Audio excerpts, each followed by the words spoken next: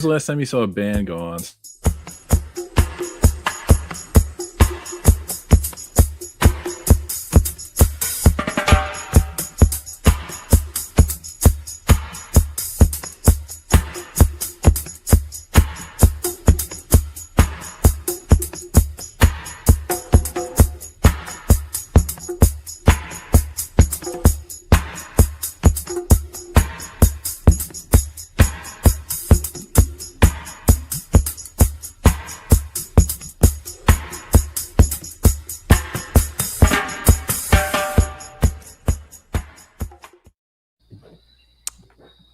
Welcome all to VC's Social Club.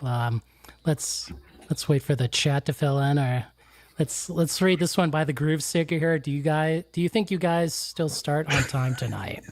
3 minutes late. That's on time, if you ask me. Right. And then we're gonna show Tom's comment. Welcome, Tom. I assume things start on Rojas time, which is -5-ish GMT. Jeez. We have a guest. Welcome, Nathan. He's right there. Awesome. What's going on? You know, we're going to start on Rojas time for sure.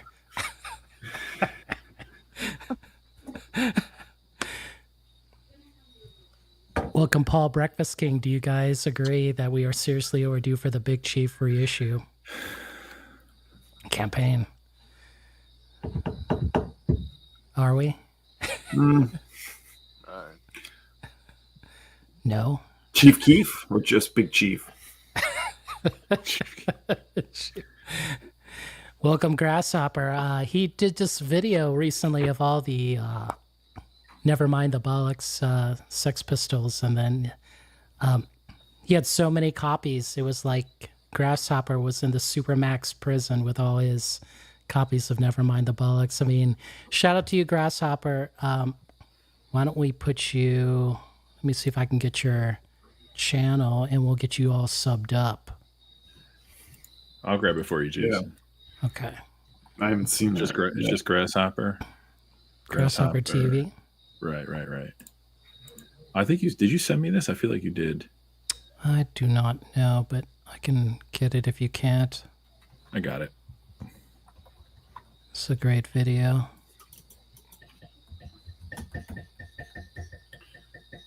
Oh, yeah. I had to refresh my memory on Big Chief. Okay, that's right. This is funny. I am the Axl Rose of the VC, always keeping the audience waiting. I mean, it's not like I made you wait an hour or 2 hours and then cancel the show. Man. Like, I remember when that was a big deal. What was that? Like 92, I think. What? That was around like when Use Your Illusion came out, right? That's right. When he got his,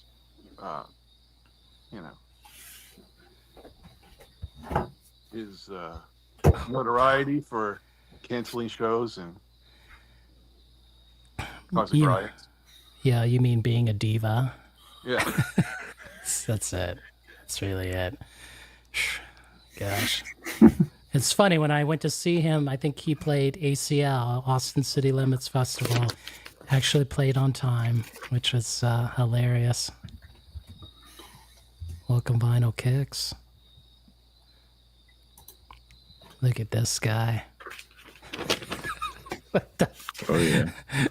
No, I was lost in that one. It's just quality dub, track there. Yes, it's actually. Do you really want to know where it comes from? I don't want to get sued. No, don't tell us. Keep the mystery. Keep the allure. Okay, it's actually a very popular track. What up, Alan? Hey, Alan. What the?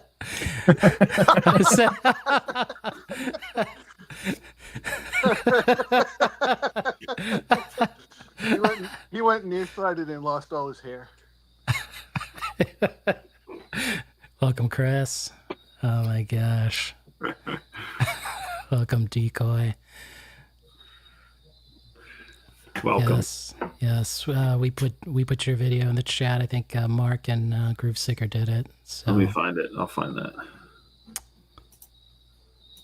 It's refreshing to see. Oh my gosh. Come on now, Tom. Come on now, Damn, Tom. Damn, that's cold, man. We'll leave this up just for a little bit longer, so when Joel sees it, Joel, if you're watching, He's gonna chime in the chat. I just now. Joel's gonna bust in like the Kool-Aid man through a wall in a second. Like, I'm here. oh my gosh, he's gonna be pissed. That's Jose's job. You like Jose's comment? This one? We'll put a star on that. Good. Jeez. Yeah, in a different corner too. Can we all agree it's only a good enough reissue if it's an audiophile one? Ah, there you go, Chase, right? Hence my thumbnail on that, you know? Gosh. Welcome, Daniel. Hey, Daniel. I'm going to be the Morrissey of live streams will constantly cancel appearances.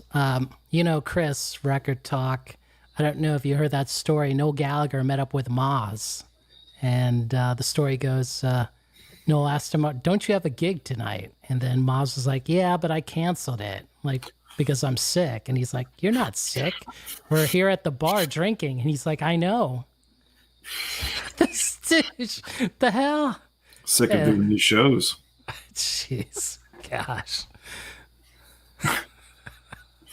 Yeah, they pay the big bucks. They pay all those cabaret fees, I'm sure, to have the best. Oh my gosh. Oh my gosh. Grand Royal ripped it off. Really? Well, welcome, Mr. Cruz. This will be an interesting topic. Welcome, Spectrum. Question for Nathan here. Does Child number 2 to Blu-ray? That's a negative. There you go. Jose's really trying to get this thing to have legs. Joel number 2. I know. What's up with that? I'm not buying it. Welcome, Rovens. She'll need some respect. Show our guests some respect. Okay, wow, Cruz, Oregon hot here. Elliot, man.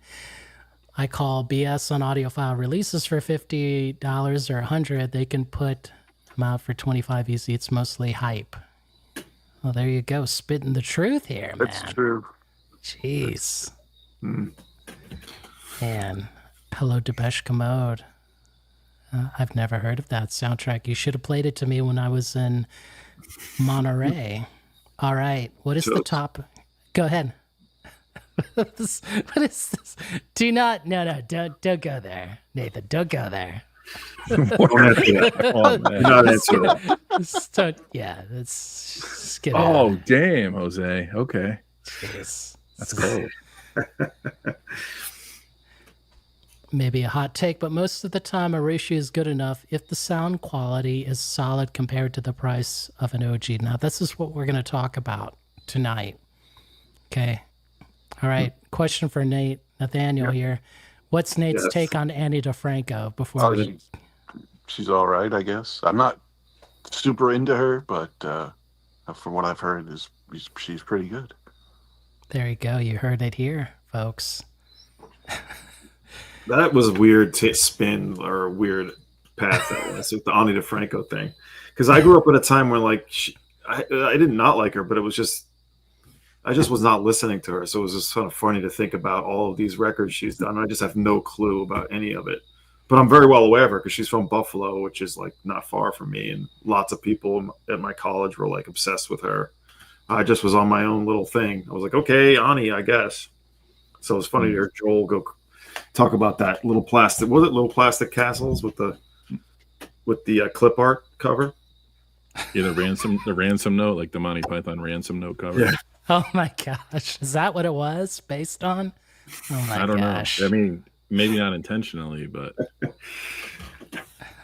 gosh.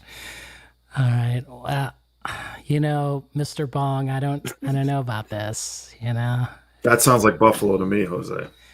Is that an Shots original or a reissue pressing, Jose? All right. Tonight's topic, OG-itis, right? This was chosen by Dom. Dom, can you explain OG-itis? What is this? Well, it's funny because I turned up in the pre-chat and the pre-stream. I was like, "So what are we talking about tonight?" And it's like, your thing. I've been away. I've been away for a few days, so I'm a little out of pocket. But yeah, I'm suffering from that horrible disease. Does anyone have a cure for it? I don't really want a cure for it. Maybe. You have to explain. Like, does this mean you always go for the original, or do you? Yeah, well, pretty much. Years ago, I would split it half and half and pick and choose. But I realized maybe 3 years ago, especially being in this silly little vinyl community that I love so much, that I rather would much just focus on the original document for 95% of the things I'm interested in, just to limit my sort of scope and make it more difficult for me to buy records, essentially.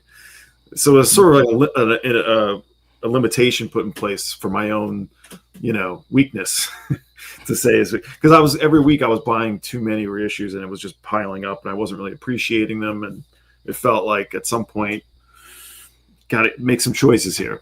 And I really do get more excited about the older release, I should say, the original release. Well, is this OG-itis like a recent thing, or is just something that's been on your mind for a while? I've always preferred that, but over the last, like I said, 3 or 4 years, I've almost completely pushed everything out that's not, the real deal, as they say. And I don't know that I'm better for it necessarily, but I will say that what I'm getting and what I bring in the house, I definitely really take a real appreciation to, because I felt like I wasn't really, enjoying. I would say not enjoying, but I just wasn't really appreciating what I was getting. It was just too much. And these days, you can walk out of any record store with a pile of reissues, and they'll be, good ones too, or ones worth having. So it's just a flooded market too. That's the other thing. There's a lot to choose from. So if you just tell yourself, no, I'm not going to do that, kind of makes things simpler. Then again, I did buy a reissue just last week based on a certain video you did, Jason, which, you may remember, a certain comparison. Oh, no. Yeah. Just because it seems silly. I'm like, why do I have this copy that's like VG at best when there's this stunning copy that we heard that was like literally opening up doors? I'm like, it seems kind of silly to not get this newly well done reissue, even though I'm not selling the original one. So I'll keep them both, I guess, in this rare instance, which I don't usually do. Wow. I'm glad I helped you with your condition. You did that. All right. Groove Seeker, OG-itis.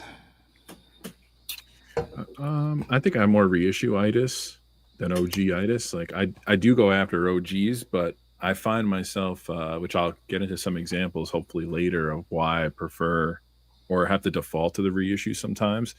I think Dom's approach, though, is really interesting, that it provides some bumpers or boundaries for him so he can't go crazy. That's actually a really interesting we'll call it focus, maybe. Focus, yeah. I definitely have OGs, but the past like 2 or 3 years, it's been more reissues for a lot of different reasons. And sometimes I do have both too, like Dom, which is always fun. So I'm kind of... That's a rare case for me. I don't have... I probably can count on my hands the amount of things I have like that. Oh, you don't have a lot of dupes? No. Over the last bunch of years, just trying to sell things to fund other things, yeah, I've sold a lot of dupes. Yeah, I went through like a big D-dupe like 4 years ago, and I regret it for some reason. So I've been not doing it, but I'm going to have to start doing it again, unfortunately. It's just... Either that or it's, sometimes you don't... I'd rather sell a dupe than sell something I might really like. Hey, Sean. Yeah. Hey, Sean.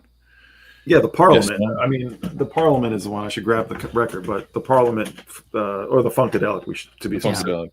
Yeah, I have that too. I have that picked out too. Was unbelievable. Yeah. So I put an order with Joel. Fuck Amazon.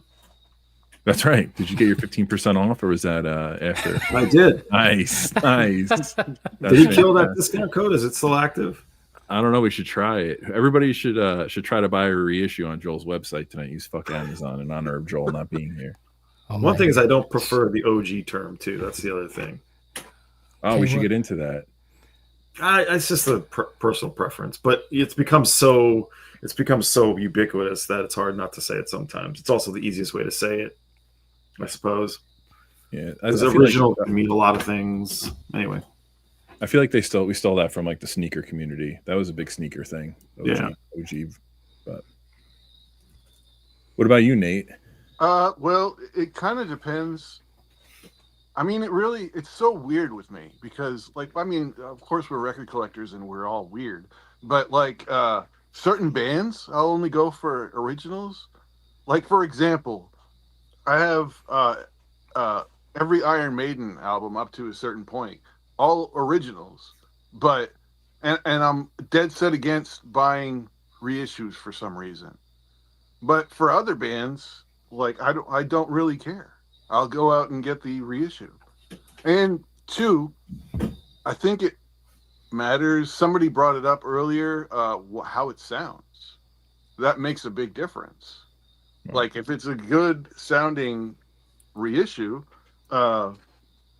which this came out, the Meat Puppets, this came out yesterday or last Friday. Can you show that again? What's that? Can you Just show try that to die? again? Yeah, sure. We'll make you oh big. no, it's not. It is Too High to Die. Yeah. Yeah, Too High to Die. And it sounds great. I have no reason to go back and get an original. I think this, especially since the price is probably out of my higher than what I want to pay. it's a good point. I didn't mention like a lot. There are some things that I've left reissues of. I'm just leaving them. Like all of my Jamaican stuff, I have maybe 30% originals, and the rest of it are reissues. And I'm like, there's no way I'm going to replace this stuff. Like it'll be impossible, and they'll all be probably torched. Well, Yes, Dom, wouldn't you no say point.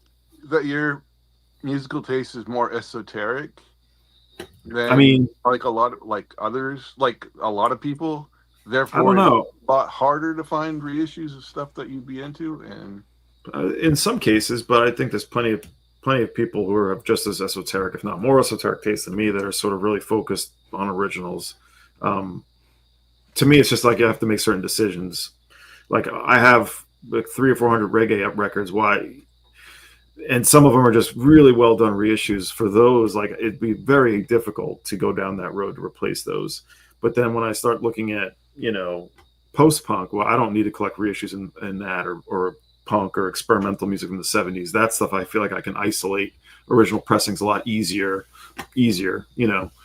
That said, if I came across like someone with, a wide array of Jamaican pressings, I'd be very interested. And even for indie, I'm a big collector. That's like my growing up was a lot of what I collected. Like a lot of that stuff I have like earlier issue pressings, like not the very first, but not the reissue either. And I haven't really gone to upgrade those to the original because it's like, am I going to see any difference in this really? From a record that I have from a record release in 1994 that I have like a 99 reissue, like it seems silly. So there's stuff like that too that I've left alone. But otherwise, my main focus when it comes to new things that I get is always going to be original.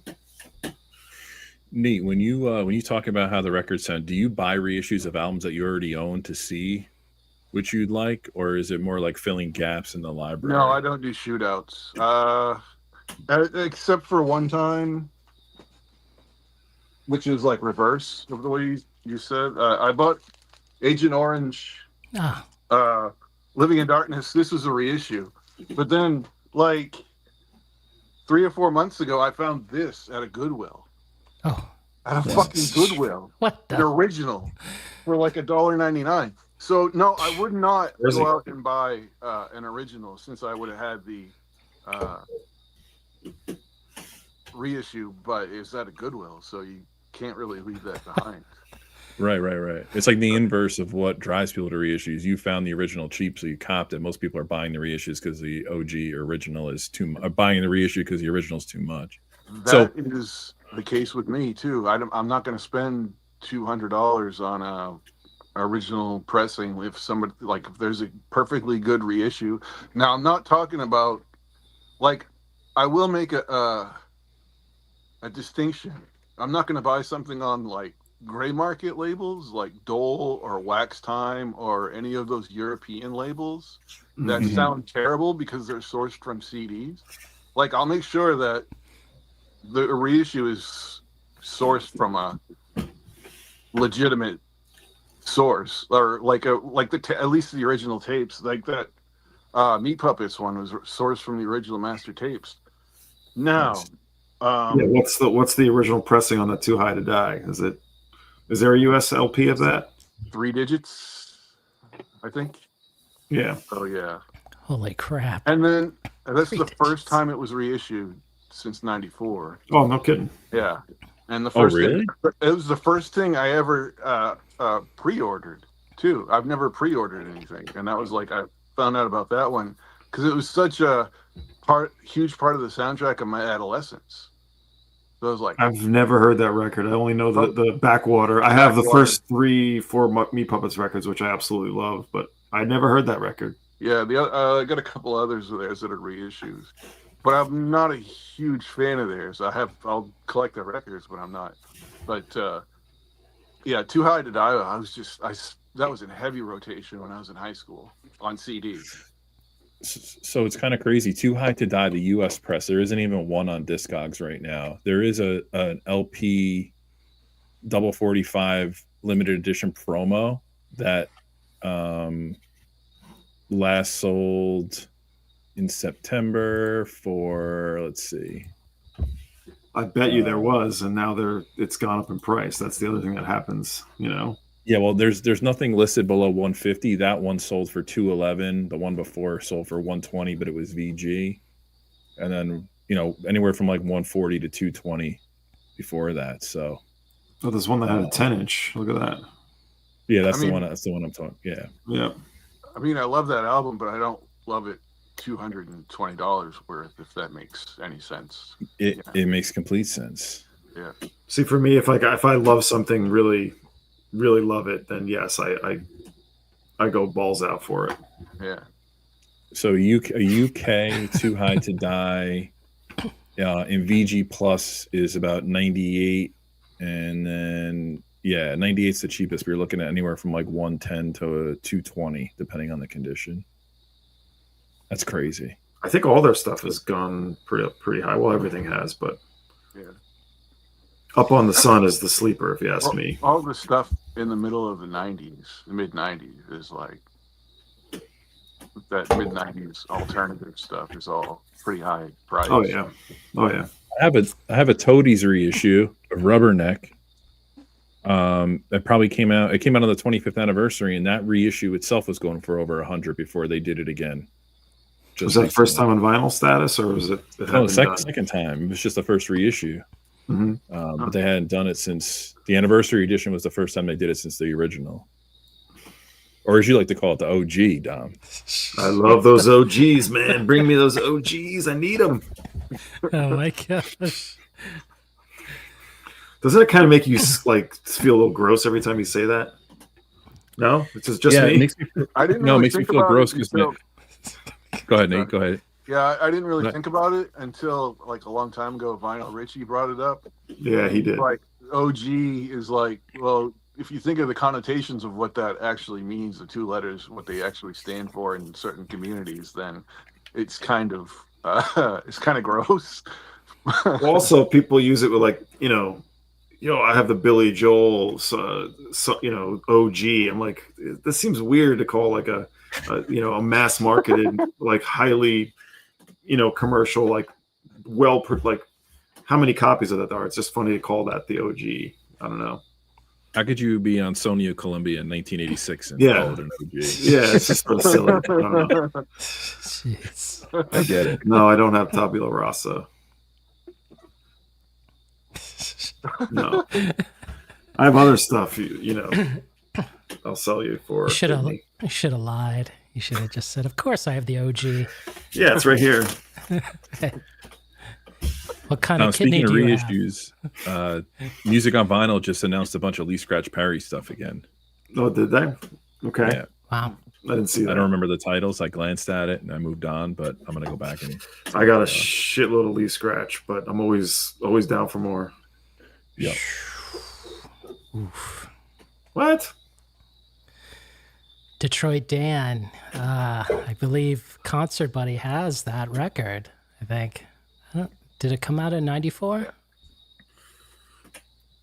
I one time sent the order to Adam Duritz. True story. What? Yeah. Back like years ago. Do you remember half.com? Yes. Yeah, I used to sell books on there.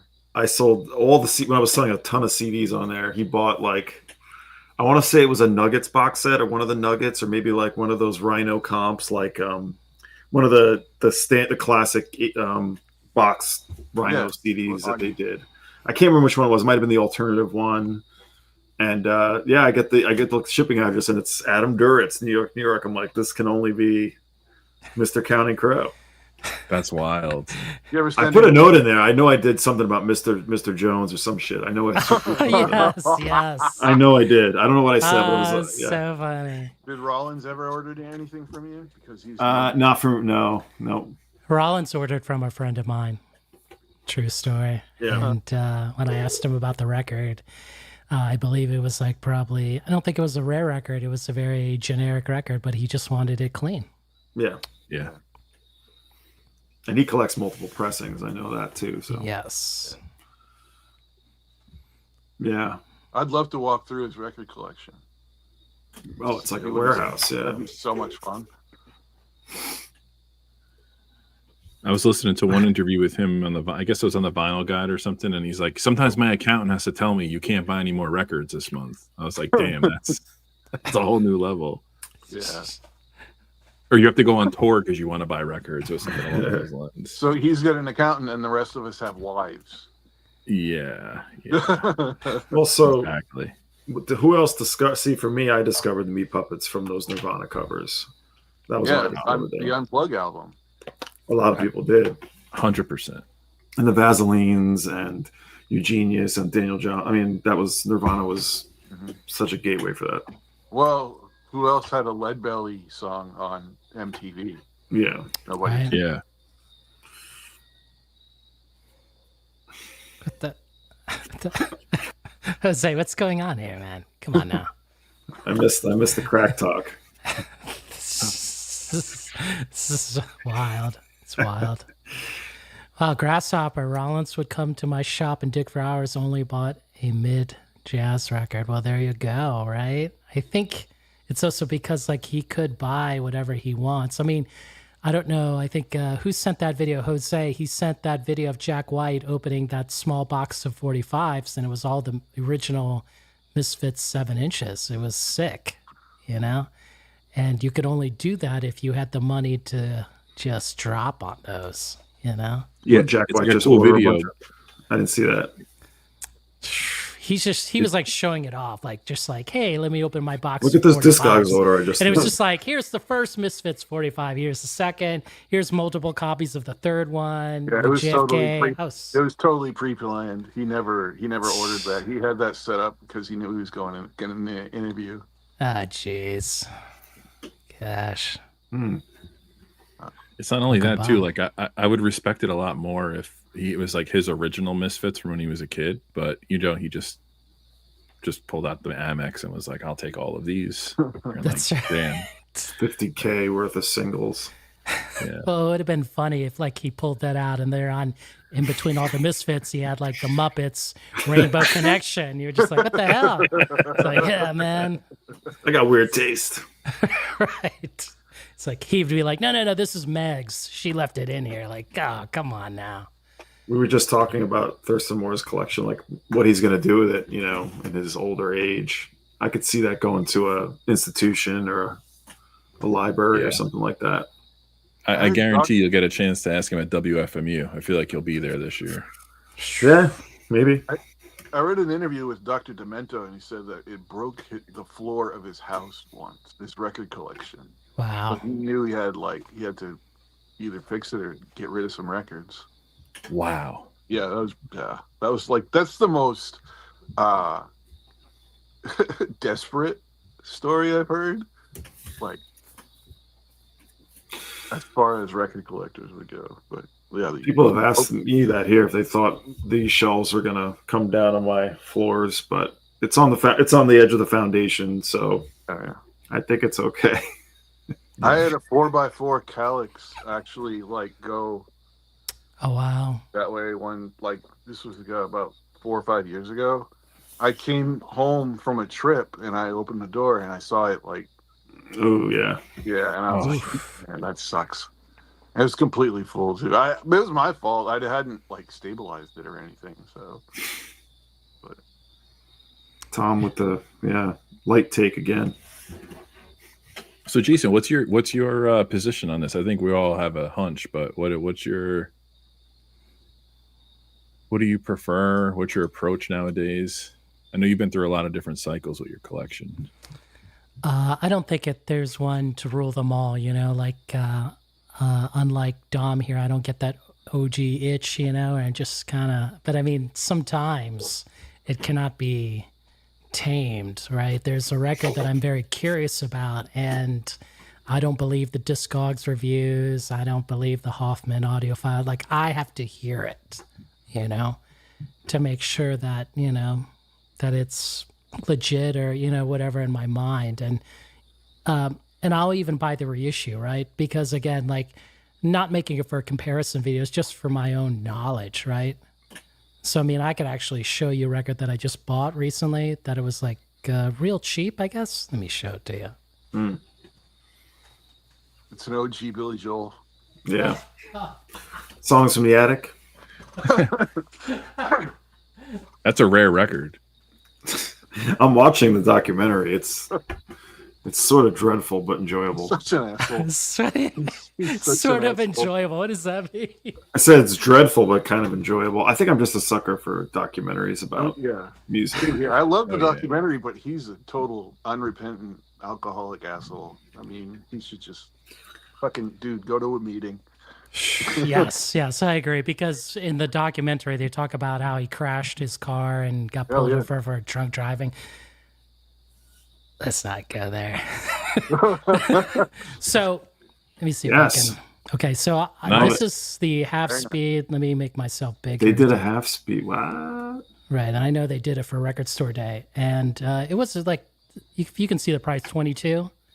That's a good price. Yeah. So I was curious, right? 22 used. This is an okay price. I'd be down for it, right? So again, I was very curious. The price was right? Now, would this actually sound better? Then there we go. Let's do it right here, right? Yeah. Let's do it. Is that UK two-tone or US two-tone? Let's not, the OG-itis scratch. Come on now. Let's not joke around, right? When it's OG two-tone, right? Let's just show there it, we go. right? Yeah. Mm-hmm.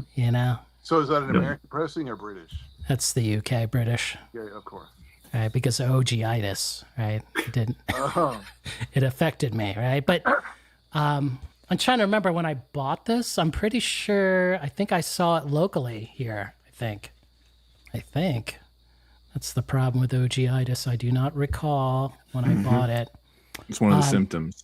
Right. But now the question is did the half speed on, let's just show it here, okay?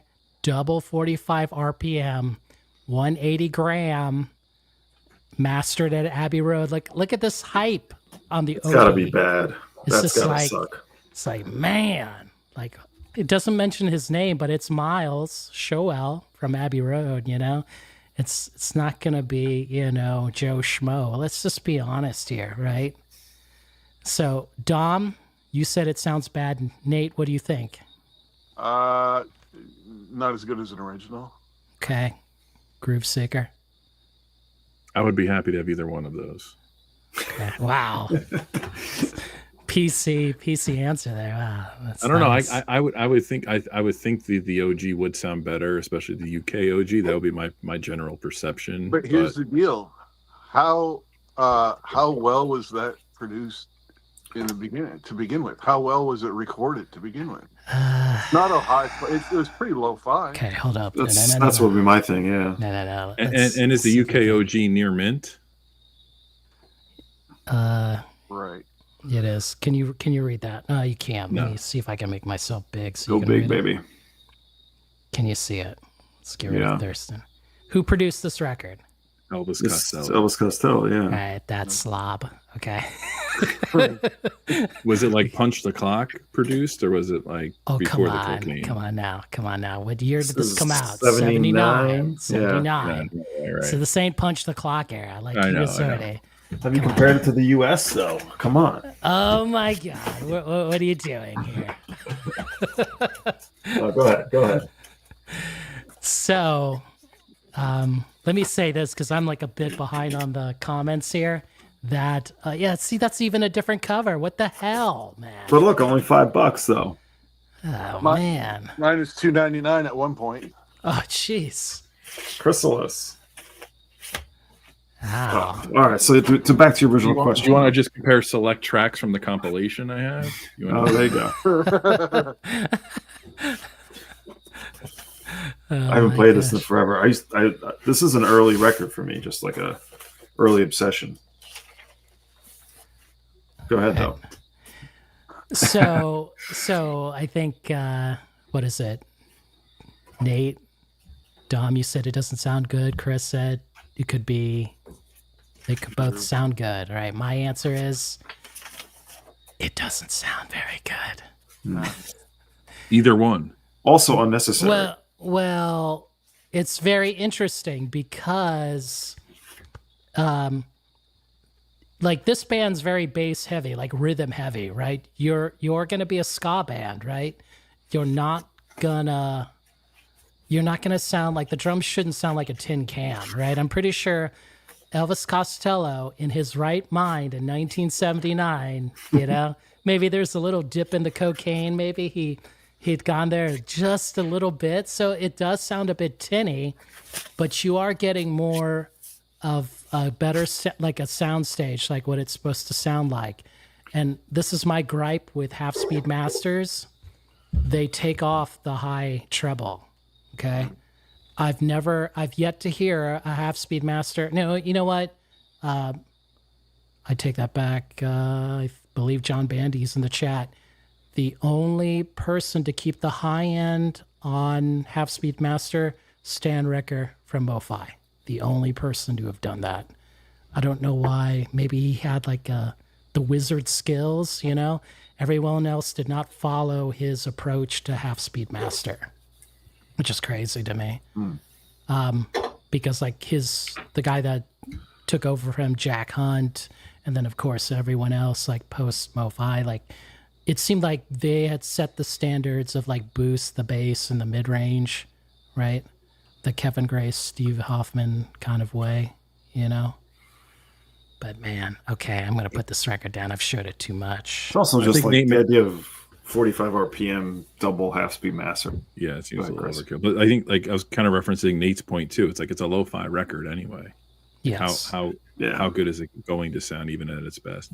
Yeah, that's why. So Jason, that's why the one steps of these these like first wave punk bands make no sense to me at all. Like Sex Pistols. Why would you need a one step of that? I mean, that's not a high fidelity record. Same with what else are they doing with a one step? That's they did New York Dolls did a regular MoFi, right? Exactly. Yeah, that's dumb as hell. I wish I still had all my Moon Ska CDs. Damn. So Jason, if you needed that record, let's say it wasn't in your library, like in your collection, there was a spot and you're like, oh, I don't have the first specials record. Would you get both of those to still educate yourself, or are you saying you just got that reissue because the price was right and it's worth the gamble and you'll sell it to me for $10 or something? What? The price was right when I was at the used store, and trying to think, where did I buy that? That had to be at. Oh my gosh, was that at Waterloo? No, it was actually at End of Veneer, which is Joel's favorite store. And like basically I was just wasting time at End of Veneer and picking that up and like listening to it. And it's cool. They actually have like 2 or 3 listening stations. So oh my gosh. Should we let End him of on? Veneer is a great store. Yes. They used to have really, really, really good prices. Like I got Lou Reed's New York for like $8, which is ridiculous. Oh wow. I think those. Go ahead. So have you ever done this before? Because I know you don't. I know you read the Discogs comments, but you take them with a grain of salt. Will you go out and buy multiple copies of the same record at the same time to find out which one you're going to prefer, or is it like I have a reissue? I have a reissue and I work back to the OG. But if you have an OG, do you even bother with the reissue? Like, take me through that a little bit. I think it only will happen if I'm that curious. Like, honestly, like a good example for you would be the Bowie Station to Station, right? So I had the original UK, and this is where Tim, shout out to University of Vinyl, he was saying that the AZ, is it the Allen Saints, Tim? If you're in the chat, you said you really like that. So then that itch had to be scratched, right? So I went to like 6, 7 record stores that day to look for Station to Station, US pressing. Nobody had it. I was like, this mission has been a fail. You know, Tom Cruise somewhere is like, mission abort, right? Mission abort, right?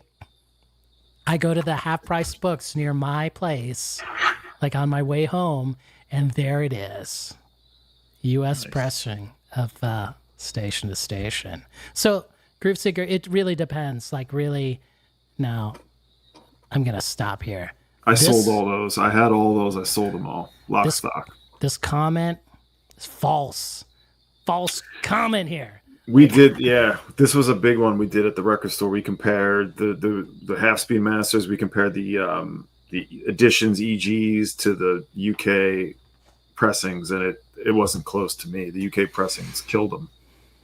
Yeah, there was more high end, more treble on the originals, from what I remember. Yeah, more dynamic range. I had all of them. I sold them all. All right, we're gonna have Bong up here, I guess, to defend himself for such foolish comments. Here, I'd never. He likes his half speed. Gosh, so you should highlight Dead Bob's comment. That's a pretty cool take. I know you saw Elvis last week. But the other thing I noticed about the half speed masters is it does roll off the top end, but I find the bass to be very flat on those in most cases as well. Like they just seem very dull, most of those half speed masters, in my opinion. At least of the few ones I've gotten. Yeah, I mean, I'm almost tempted to buy the Talk, their second record. That was also done as a half-speed master, but I listened to it, and there was just something... I listened to it at Breakaway, and there was just something about it, like something wasn't right that I couldn't pinpoint, and I think it was just the high end was off to me. Oh my gosh. What the... This comment. Actually, that's not bad, Herc. You actually did a good thing. I think the Sterlings are only cut in the U.S., I believe. Sounds right. They're not cut in the UK. It was somebody else. Let's see, you're trying to find Mr. Bong's thing, since he wants to argue this. Oh, so I brought some examples of reissues that I think are important that came out recently because of my reasoning for buying reissues, or the originals are just too expensive or just too beat up all the time. I want to show some of those eventually. I don't know if you guys brought any of those. Yeah, you can show them now. So I'll give some examples. I kind of took some notes on some of these. So like the Verve Record Club did this Coltrane from the analog tapes. An OG of this in VG is like $150. This was $40. Like, am I going to listen to this record religiously? No. So I'm not going to go out and seek out the original. But like this is an example of an album that should be in print. do a decent job and it's affordable versus trying to get an original for, and even like the later reissue. I think there was one later reissue that was still even pretty pricey. Another one, the Sparrow Sanders, Deaf, Dumb, and Blind. Trying to find an original of this in good shape. It's going to set you back three Tough. I've figures. seen a lot of beaten copies. Wait a minute, Groove Seeker. Can you pronounce the name of that? You son of a bitch. Sumum bucum unium. That's how I say Deaf, Dumb, and Blind when I've had a few pints. But yeah, so like this is like, you could say, okay, it doesn't sound as good as the original, but I'm not willing to go seek out $120 more to make that determination. Like, I'm good with this. This is fine for me. That was a funny one. Rev saw that. Yeah. This one, right? I saw that. Oh, here's one we've talked about before. This is a great reissue. I haven't get oh shit. You're not going to get a clean version of this that's affordable, and this is the type of reissue that's great to have.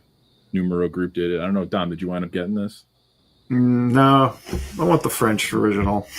Yeah, so that's going to set you back. So instead of buying a French original, I'm going to buy everybody who ever comes on the show a copy, and I still will have money left over. Yeah, that's true. Yeah, so just stuff like that. I feel like that's where the reissue game is great. There's some others too we could talk about later, but to me, it's like where does the cost? Where does it come cost prohibitive? And like, you know, do I agree with like Yellow Brick Road getting a reissue? Not really. I feel like you can go grab that stuff pretty affordably. But some of these titles should be in print, and getting the originals are going to be impossible, at least for my standards. Welcome, Mr. Bong here. What do you know about ska? Two-tone, Jose? Come on. I love ska. Do you like Bad Manners? Yes, but I like ska in Spanish. So. Fabulosos Cadillacs. Well, anyways, I was gonna say that well, my take on reissues in general. By the way, I'm in the kitchen, so it sounds. Yeah, I was gonna say, it looks like your kitchen. What are you doing in there? This is the microphone with a hammer. If somebody says any bad comments, I'm gonna fuck you up. You know, my thing with reissues is just, you know, I've been a celiac for 10 years, and every time I hear somebody says they don't eat gluten, I'm always like, are you allergic, or are you just like one of those stupid diets people were trying to do in like intolerant? Yes. Well, intolerant, you could be intolerant, that's fine. I'm not judging that, but there's some people that are trying to do it for like a diet, which doesn't make any sense, because if you can tolerate gluten, you actually need it. You know, it's a protein that you actually need to have a good digestion system. So it's the same thing with reissues. I think the problem is that they just reissue everything. Fucking the Sound of Music reissues, shit like that. It's like, I don't understand why they are reissuing things that are so easy to get. Is it just because they want to sell them on Amazon? Is it because even if it's a $5 record, they can sell it on Amazon for $25, but just the reason that nobody would buy like a used thing on Amazon, they just want it to be like highlighted. I think partially, you know, because labels are not getting any money for you buying secondhand. So of course they want like even dollar bin records to be in print. But my problem is that I see too often people just buying whatever just because it's there. And I don't see any convenience when it's those titles. When I think reissues should be for records that are hard to get. And the reason, for example, on my label, the only things I reissue are things that A, they don't exist on vinyl, or B, if for the first time I just did one that was actually on vinyl before. And the reason is because it's a $200, $50, like $300 record that I want people to actually own. So the reason I'm doing it is just so people can have access to it without paying a big amount of cash for it, like Numero Group does a lot, which is like hard to get stuff, compilations of things that are impossible to get. So that's when I think reissues are great. But if anybody here is buying fucking Doobie Brothers reissues, go fuck yourself. That shit should not exist. Well, that stuff's all for you. Gotta remember, new buyers are scared to go through the dollar bin. New record buyers don't want to go through a dollar bin. And I always go back to this. Oh my god, he got so mad that he froze. I know there wasn't a VC back then, but by that logic, I don't know where he is. But by that logic, like they would have never done the 70s and 80s Hendrix reissue. Should they have not have done those because there was originals available? You spin on shit like that. What the fuck? Oh man. You know, Jose, your internet needs a reissue right now. So somebody entertain my question. Somebody entertain my question. So what was it? I was lost in the delayed FU barrage from Jose. Go ahead, Nate. To be fair about the Hendrix stuff, though, his originals don't sound good, and the new ones sound like they're $25 records, but they're audiophile level. Yeah, y'all. I think the Hendrix stuff reissued is great for the price point. No, I was talking to like a fanatic of Hendrix himself. My thing is lagging, so that's why I'm just talking. Hold on, Jose. Hold on. What were you saying, Nate? Well, I mean, you're talking to a Hendrix fanatic who would and does buy every single thing they put out. So, I mean, yeah, it's not the same for like Doobie Brothers or Fleetwood Mac. I would never buy a reissue. Unless it was like the Peter Green Fleetwood Mac, but not fucking Rumors. Yeah. But that's like for a title that popular. I think it's okay when they do reissues. The thing is that most people go into record stores to buy Dark Side of the Moon. Don't give a flying fuck if it's a first pressing. They just want to have the record, play it, smoke weed, and then go out, have fun. They don't give a fuck if it's a UK first press with all the stickers and the poster. They don't give a 2 cents of shit. But the thing about it is that, and that's fine. But my thing with like well, first of all, fuck the Doobie Brothers. But anyways, if you prefer if you prefer the Doobie Brothers, or if you prefer OGs, that's great. But what I'm saying is that real things that need to get reissued are things that are secondary market have gone up so much that people can have, want to have access to them on a cheaper level. So again, it's only a percentage of people that want to fuck that shit. If anybody, those half speed. Woo, there we go. Quarter speed. I don't mind the Doobie Brothers. I grew up listening to that best stuff. Anyways, but it's just, I think the problem with reissues right now is they just reissuing everything.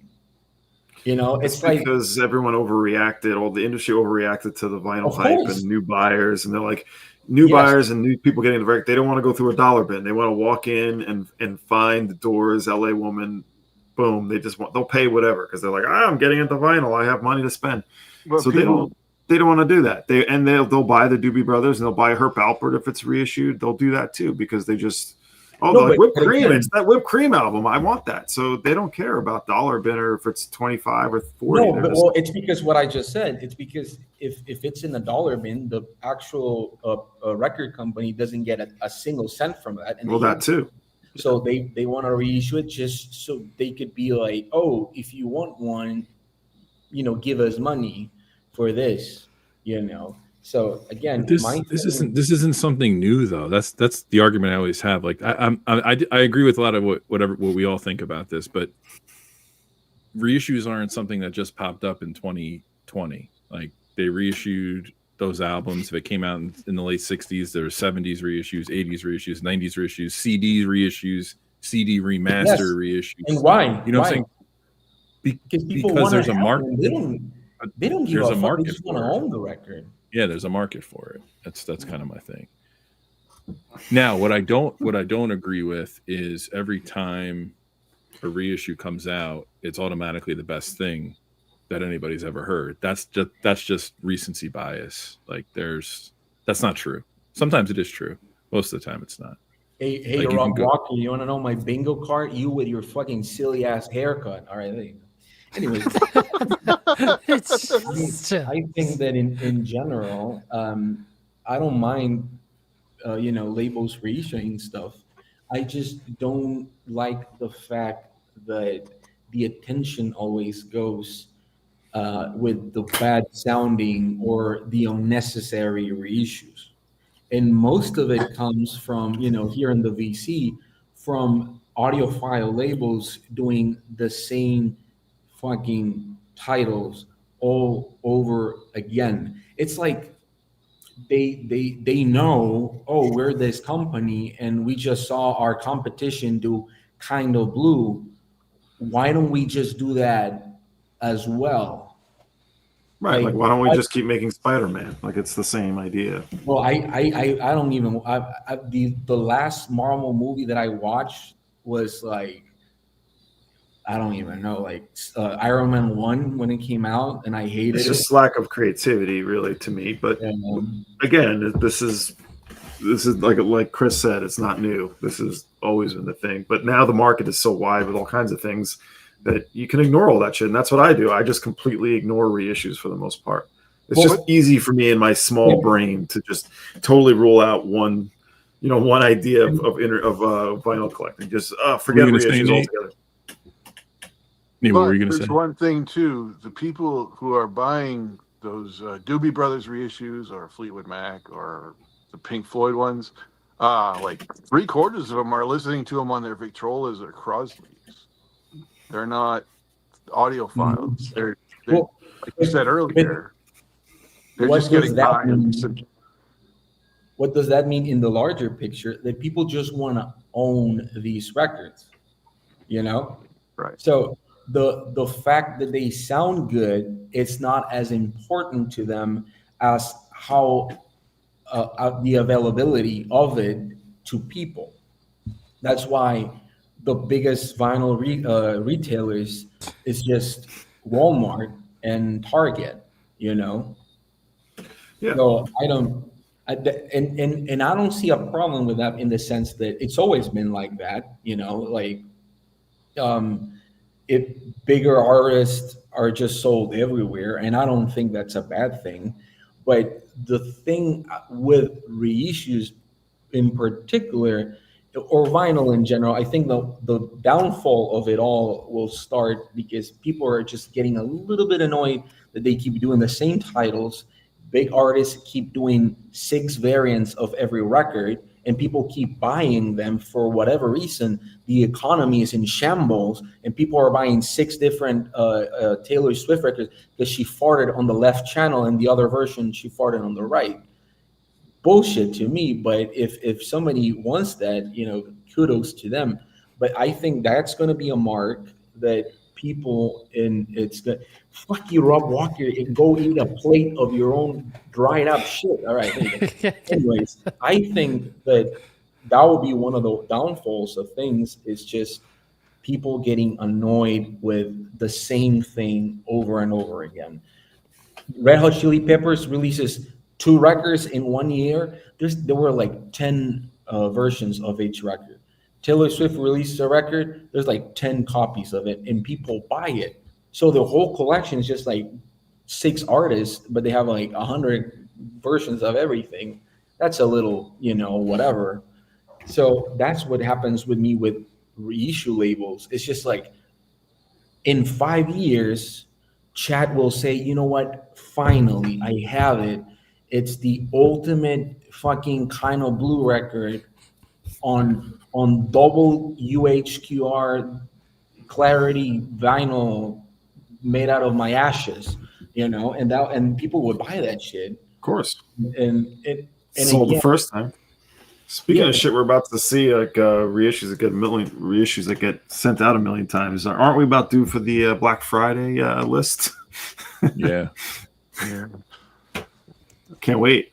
So what Bill Evans concert are they going to put on at this time? Oh, yeah. Oof. I think they're down to his like sound checks now and on compilation. I think that's the next release. But Jose, you keep on knocking Kind of Blue. It's only the best jazz selling album ever. So yeah, but I don't look. You're older than me, and you tell me how much. I know, but hear me out. I'm not trying to say it in a bad way, but I get bored with the music I love. I don't want to get bored with the music I love. So the records I love the most, I don't play them that much. It's just I can go a full year without me listening to like most of the records I truly love.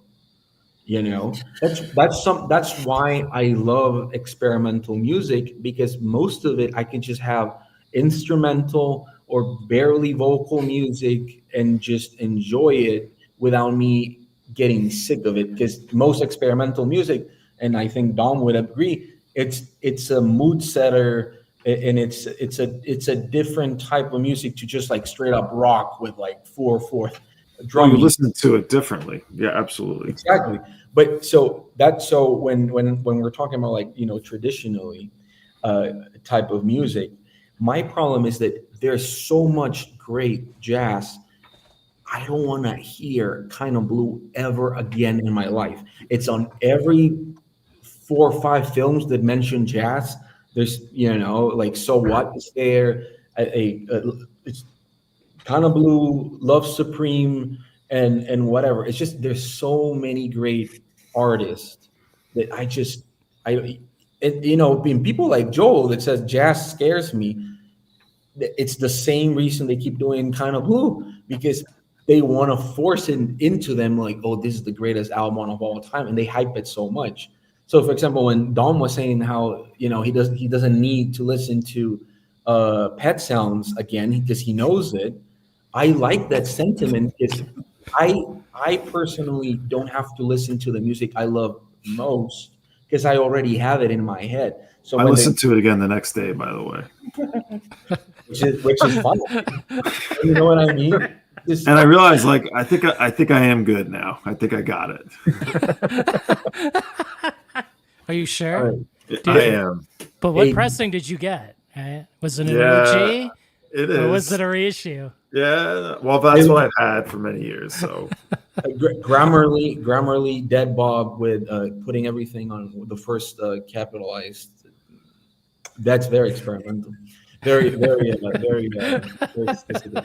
Anyways, I think that just in general, you should.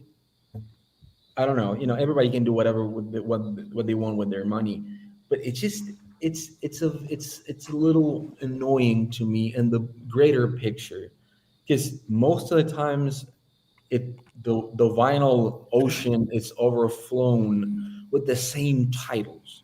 You go to TikTok or Instagram or Facebook, and they only talk about one Lou Reed record, right? I'm not saying they have to talk about. Don't go. You're gonna start talking about music. But don't you think also, Jose? For me, it's kind of like let everybody pay attention to this stuff. I'm not even going to worry about any of that. There's more space and more time for me with this stuff that I care about. So reissues of say Kind of Blue. How many people does that serve as a gateway to the stuff, to the deeper stuff in the catalog? How many? Who's going to go listen to like Archie Shepp, and who's going to from Miles Davis, and then go over to Coltrane, and then into the Pharaoh Sanders and stuff like that? But the biggest problem with that as well is just people hype it so much that if somebody doesn't like the first time they listen to Kind of Blue, they dismiss jazz in general. just based on that one interaction, you know. It's too boring. And because but for those, any genre is so full of other stuff that it's like saying, oh, I like I don't know, Beastie Boys. You and I know that not all, at all a rap or hip hop sound like that, you know. So it's just. But also, I don't think people who are trying to get into jazz, like, why do they need a $150, whatever the heck it costs, UHQR? They need like the DOL version. They just need, yes. Yeah. They don't need so they're really marketing that to the people who they have money and who have 10 copies of Kind of Blue, which I just say, well, whatever. That's what people want to do. They're going to do it. I feel attacked. Yeah. Well, but I'm not gonna name names. I'm not gonna name names. But some people here know who I'm talking about. There are a lot of people that feel pressure to have certain titles in their collection just because somebody said down the line that was the best of this, the best of that. You know, so they buy a Love Supreme because somebody told them you want to get into spiritual jazz, and now they don't fucking hate. They hate spiritual jazz because they didn't like one John Coltrane record. I think everyone's guilty of that at some point too. Yeah, like, that's on the listener. That's like me saying I don't like Led Zeppelin's all rock music sucks. But that's what I'm saying. It's we hype or talk about the same few records so much that most people either get bored and they're not going to listen to it. It's like when I talk about, that's why I don't talk about like King Gizzard. I love them so much. If I mention them, people are like, oh, fucking horrible band name, and they just dismiss it because they think it's gonna sound like fucking Bot Rock Creed or something like that. And now you're preaching to the Fish fan on this. Come on. Look, exactly. Look, if somebody sees a photo of Trey just like smiling with a beard on, people think it's gonna sound like logs burning in a fire. What? Yeah, Doobie Brothers. with drugs. But I think, but that's why it's good to talk about other records, even from the same artist. It's like you take. Well, I'm not gonna say the Beatles, but if you take like Michael Jackson, right? I don't give a shit about Michael Jackson, but people only talk about 2 records by 3. Off the Wall. Janet is better. Off the Wall, Bad, and whatever the other one is, Thriller, right? The other one, the biggest one. But the biggest one. But he has more records, you know. So what I'm saying is that like I never hear people talk about that stuff, you know. That was amazing. I like that you said bad first, though. It's like these, like they reissue rumors because it's going to be a gateway for somebody, or your dad or your mom's. But a gateway to what? Like cocaine and bad facts about thunders. I don't know, the Eagles, the Doobie Brothers, real snooze fest stuff. You know, whatever you're into. I don't mind the Eagles, to be honest. I think they get too much hate. But you know what is the reason I like the Eagles is that they are so hated that most of the times people just dismiss them because I hate hotel. I don't want to hear a Hotel California ever again. It's kind of innocuous to to me, but you know. But it's just I didn't grow up listening to most of that. So when I was his favorite Man in the Kitchen. When am I over 40? I have to laugh at that. Well, anyways, I just think that in general, people should sometimes talk about other records, and that's why I like Pharoah Sanders' reissues right now, because they're doing most of it, you know, and they are giving it a chance. It's not just like Pharoah and the Pharoah Quintet, you know, like the first Pharoah Sanders record. They're doing a lot of that because people are craving it since he did the thing with what's the other guy, Dom? Floating Points, yeah. Floating when he did the Floating Points and then he died, right? he became more in the some subconscious people because before he used to be that guy that used to play with Alice Coltrane. Well, I don't think that, but generalization people did.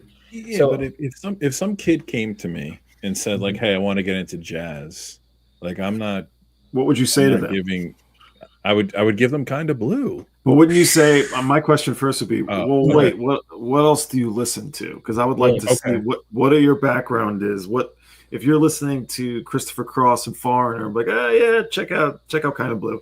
But if you're like, I listen to Borbeto Megos and Throbbing Gristle and White House, we're like, oh, Sure. we should have a different conversation then, which probably yeah. isn't real. You're probably someone that's probably not a real scenario, but it really depends on what their background is. To your simpler example, and I should know better. I worked in a music store like you did. If somebody came to me and said, I want to listen to jazz, and they said they're heavy into like funk and Earth, Wind, and Fire and stuff like that, I would start them off at a different place. I understand that, but it's like if somebody who's really just like clean palate, there's 5 jazz records you're going to give them, and those are pretty universal. And like to Nate's point, that's the gateway. You can't give them a Zifo Sam and be like, oh yeah, you'll love jazz. Like, there's a whole 20-minute section. You can't even give them Giant Steps, and that's like I don't give a fuck about Giant Steps. It doesn't mean that that's one of the reasons I didn't listen to jazz a lot when I was a kid, because my dad used to listen to like Kind of Blue. It's just and then one day, the first time I ever went to New York, somebody gave me Black Woman by Sonny Sharrock. And that's deep end stuff though. You can't that's deep end.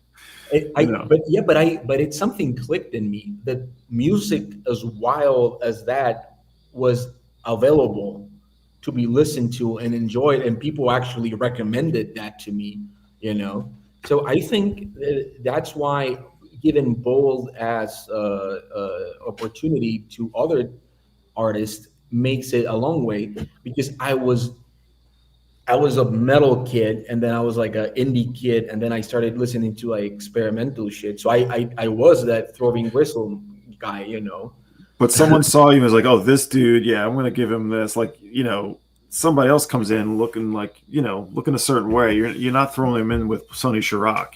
They're just gonna like toss it right in the trash. I might ask a slightly different question. If somebody came to me like college kid and said, I want to get into jazz, I would say, do you prefer edibles, acid, mushrooms, or opiates? And then that's another valid question. Do you like buying original pressings or reissues? Oh my god. Do you call it OG or do you call it original? Because that's where we need to start. I know you have any records, but you need to get right to the OG, okay? But I don't know. I try not to follow.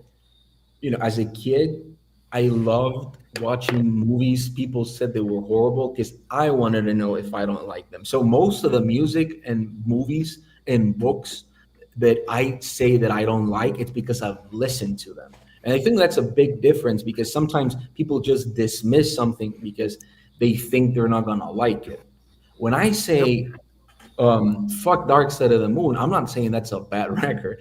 I'm just saying I'm tired of it only being the only record people recommend from Pink Floyd. If you're lucky, they talk about Wish You Were Here. If you're even more lucky, they talk about Anni. If he's a weird guy, they're going to talk about Anni. But Jose, you got to understand something. Like if somebody comes to you, think about how passionate we all are about music, right? If somebody comes to you and says, "Oh, you know a lot about music. Can you recommend the best Pink Floyd album for me?" You don't want to lose credibility with that person. And you don't want to lose them on. You don't want to lose them on albums. Yes, it does depend. It does depend. You're right on, like, you could profile and ask certain questions, but if he's very young, wouldn't if somebody's like 21 asking me for Pink Floyd, I would recommend Obscure by Clouds, Autumn Heart Mother, Okmaguma. Maybe. No, you know why? Because they were kids basically doing that. They were like that age doing those records, so they don't want to see old fucking beard out Nick Mason like just with a fucking sweater doing Dark Side of the Moon.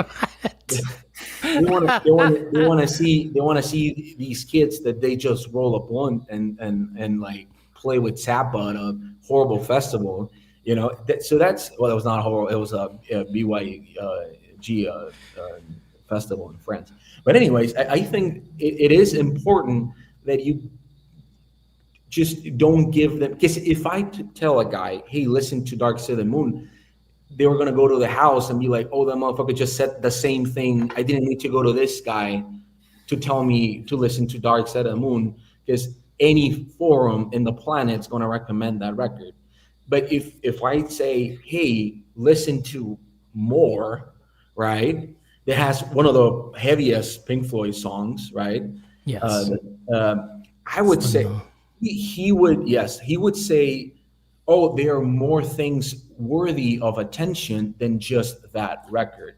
And that's why I think it's good. It's just not just saying the popular thing, because if you do that, that means that's where you get, and you don't have to move an inch. That's the only worthy thing they did. So that's why I try to I don't dismiss it. It's just I try to not recommend it as much as other things, because there, it's just I prefer to give the benefit of a doubt. It's like Grateful Dead, but would you recommend a studio record by Grateful Dead? Wait a minute, hold up here. Do the Grateful Dead sound like logs burning in fire? Depends what you swallow. No, worse. Oh my gosh. They smell like 60-year-old motherfuckers doing crack. Nate, what were you saying about American Beauty? American Beauty and Working Man's Dead both sound like logs burning, but like the first album doesn't. I mean, well, yes. I mean, today. I get what you're saying, like on the level of, not level, like on the depth and breadth of stuff we listen to, like we would do more probing, but like I guess I'm talking more of like from a commonality question. Like you want to start somebody with what's most accessible. I think that doesn't mean it's their best record, but it's certainly their most accessible and most popular. So yes, but look, got him.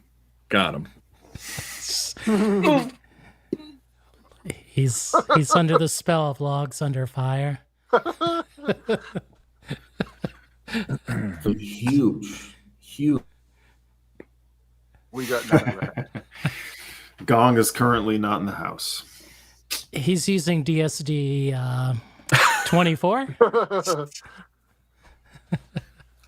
Well, we got into sort of a music recommendation situation there, which is a good topic, actually. Good topic. It is a good topic, but it's all about, to me, it's all about, your audience and who you're talking to, and really sort of getting a feel to what the hell they can stand or what the heck they have a capacity for.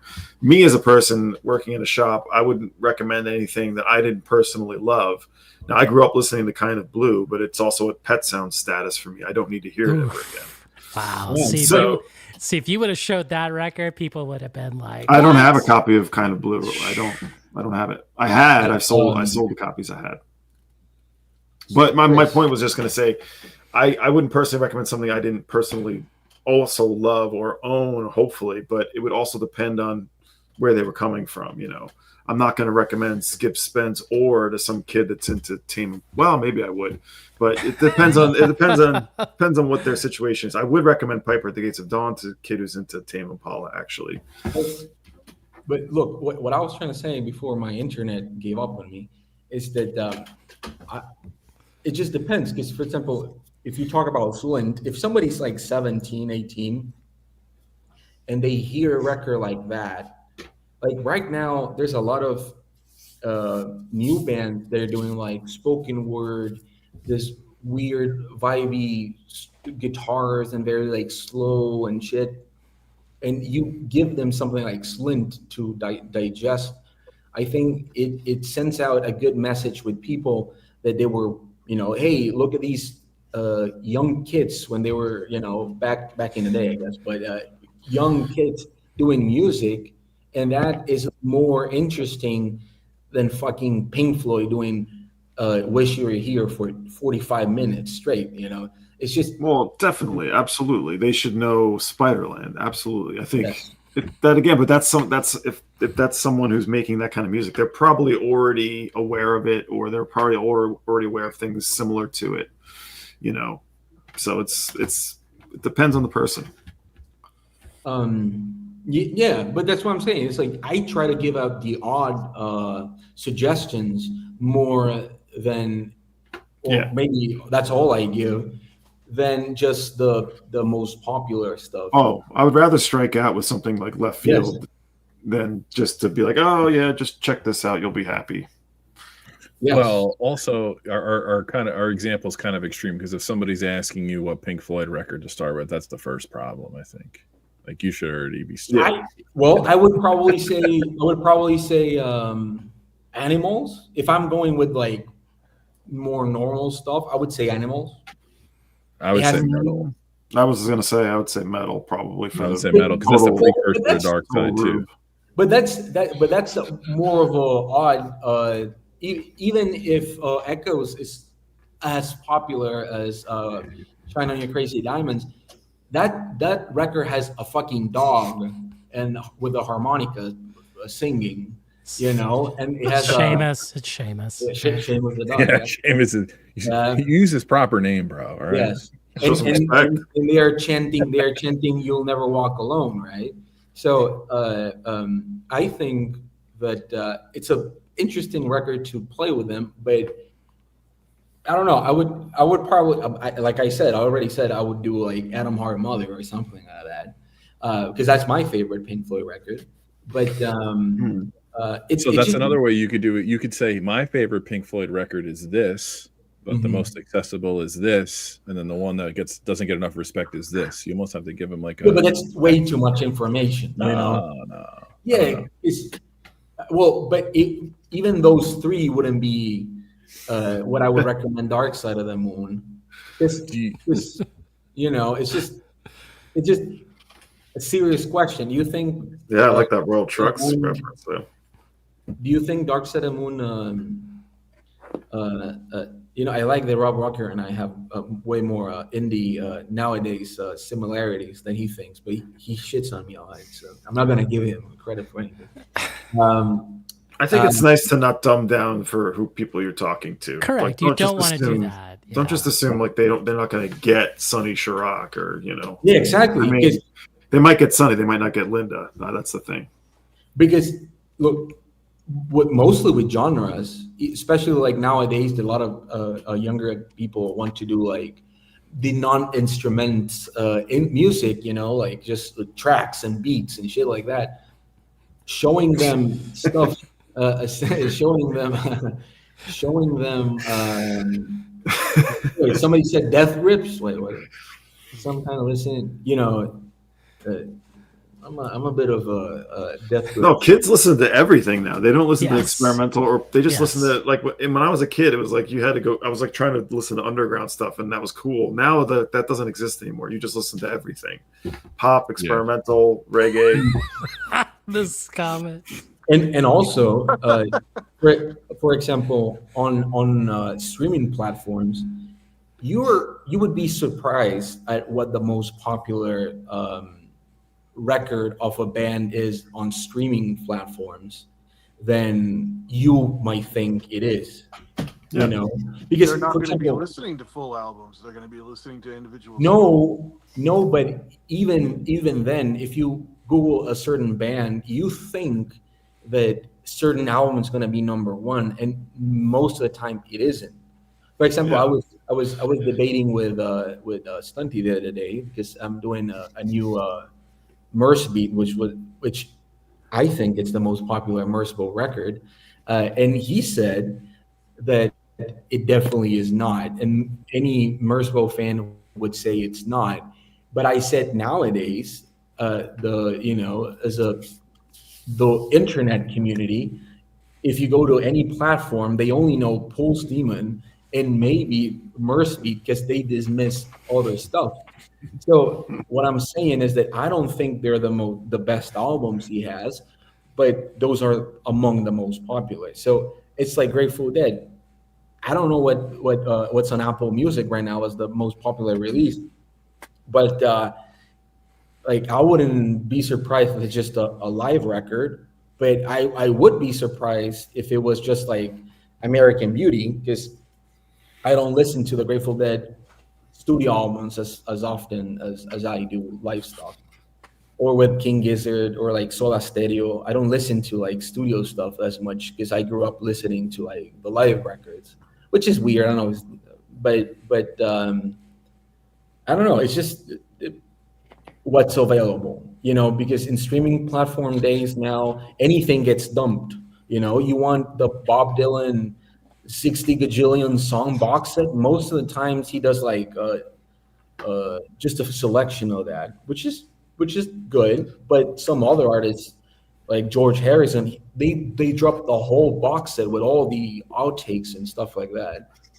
So yeah, some odd song becomes popular, and you're not, and you as a collector be like, you really, you know that song, you know. So we're gonna stop Jose here. We're gonna answer Decoy Card's question. Is it more important to simply reissue unpopular or uncommon albums, or is it more important for people to talk about them so people seek it out and reissue, and the reissue demand increases? Both, I guess. I mean, well, I think what happens in the VC, and credit to Joel and High Rant on this, is the homogenization of the collection. So there could be like a rare or difficult to find original album comes out and gets reissued, and now everybody jumps on it. And there's positive effects to that. But I think like most people weren't aware of that record until the reissue was happening as an announcement. You know what I mean? So it's like, my take on Decoy's question is like, you should be talking about those records regardless if they're available or not, because you can always go stream it, right? You can still listen to the music. I think that's probably more important than just reissuing stuff. I think general awareness for record, whether it's reissued or not, is sort of the priority, if you ask me.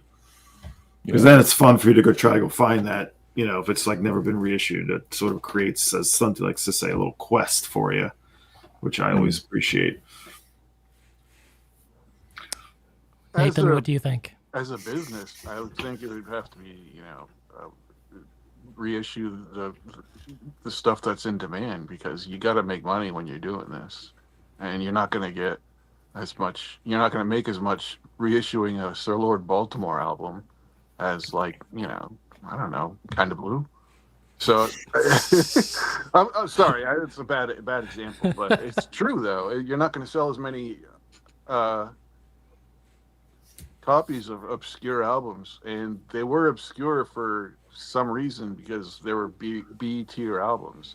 Compare that to, you know, whatever Led Zeppelin. No, that's a bullshit statement. No, that's well, not true. Most of the times, records. No, not all the time, but sometimes. Look, even by popular artists, a label can just not put that much money into the marketing of a record, and then people think it's a lesser album because they didn't put them on the forefront as much as the other records. I mean, that's a good point. That's so. A valid point. Definitely a valid. We're not talking about Thrillington tonight. I'm not going there. About what? Thrillington. Part of the bingo for VC Social Club. I hear what Nate's saying. Like the record labels need an anchor. Like but they already have that. That's such a weird thing to think of them. They just don't release one thing at a time. Like the company's not just doing that one reissue. They have a lot of things on their mind. Concerts, digital releases. What do you call that in English? You know, for movies, for TV, synchronicities, all that. They have a lot of things going on. They can, and because they do most of the times, release like other stuff besides the most popular by all artists. But but Jose, like here's the thing. Like think about I'm not lumping your label into this category, but like you have what I would consider a very niche, targeted label. In a way, numeral groups like that. To a certain extent, like it or not, maybe not recently, but Mo-Fi and Acoustic Sounds, they're being outsourced the stuff that the labels aren't always necessarily doing. So the labels don't have to reissue back catalog if someone else is going to pick it up.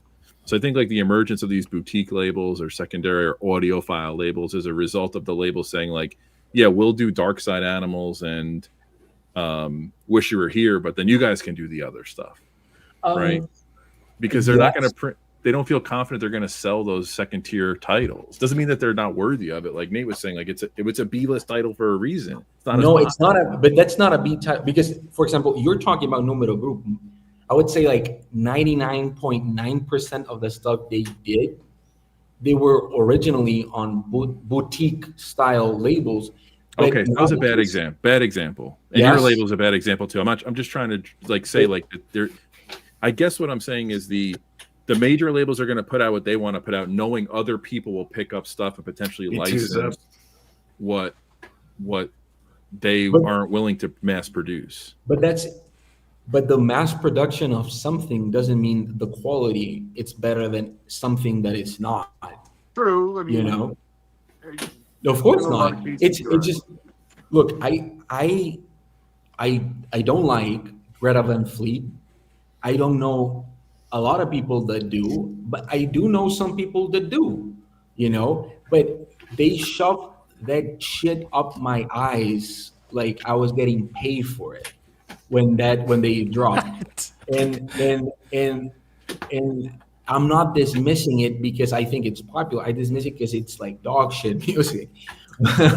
but what I'm saying is that just because it sells at Walmart, it doesn't mean that the quality it's going to be good. Or I should have it at a pedestal level than other stuff just because originally it came out on some guy. Because you know the Beatles in the US were released on what was the name of the piece of shit label? VJ Swan. Yeah. The fuck is VJ? Can you name me one other artist on? Oh yeah, John Lee Hooker, Staple Singers, Wayne Shorter, Lee Morgan. Jeez, who are you? What the hell, Jose? Well, you know what I am? I'm not American, so I don't know shit. Shit. You know trying to make fun of VJ? Yeah. No, VJ's got John Lee Hooker. Yeah. You know how many John Lee Hooker albums I've owned since my dad and my mom had sex? You should have Burnin'. There's a few you should have, man. Come on. That's a wild question here. What kind of question is that? Memphis Slim was on VJ. Are you really dissing John Lee Hooker? No, I'm just saying I don't own them, so I don't know like if the guy started in VJ Records or in Death Row Records, you know. I don't fucking know. Well, Swan is another that's quality on Swan. Link Ray. Come on. I've never seen anybody say that they sounded like Greta Van Fleet. That's bizarre. I haven't heard Wolfmother's name come up in quite some time. Holy shit. You know what? Australian. Yeah, I remember the cover a lot. Do you have any OG Wolfmother records? Anyone? Yeah. I just want to talk about OGs here. Come on. Well, I'm going to leave it for a cigarette break in a moment. But talking about OGs, what I said in the beginning that everybody dismissed is that if you buy new music, you're buying OGs. Sure. Of course. I mean, the whole thing about this topic is that, you know, the OG and the reissue. But the thing that I left missing, and I know Stunty's probably going to lambaste me, and what you just said is that there's new releases, right? You know, that's always going to be there, right? It's just ignored or not covered because a lot of these, I think Tom kind of said it, like some of these VC channels are not focusing on new music, right? They mostly focus on reissues, right? Yeah, but they talk about bands that do have new releases. You know, it's like, do you have a Moon-Shaped Pool? Then you do have an original, probably, you know, have an original Radiohead record, at least, you know. So it's that there are bands that they always get talked about here. So I have a few OG Wolf-itis. That's nice. Wolf-itis out there. Yeah, nice. I guess what we really need is we need to influence some kids No, so I'm not being sarcastic. Influence some kids that are 16, 17, 20 years old to start channels so they can talk about the new music that they're buying. Because right now you really have people are rebuying the records and the music that they love, or they're going back to buy originals of what they love. They're not really interested in going into new music. And I know for me personally, it's hard for me to find new bands that I like. It's like the effort's too much. So there's a lot coming at you every day. It's hard. Yeah, it's really hard. And you don't have the same, it's almost like scientific that you get impacted by new music differently when you're younger than when you do when you're older. Like for most people. We're also probably listening more to newer music when we're younger because we had MTV and radio used to be good to a certain.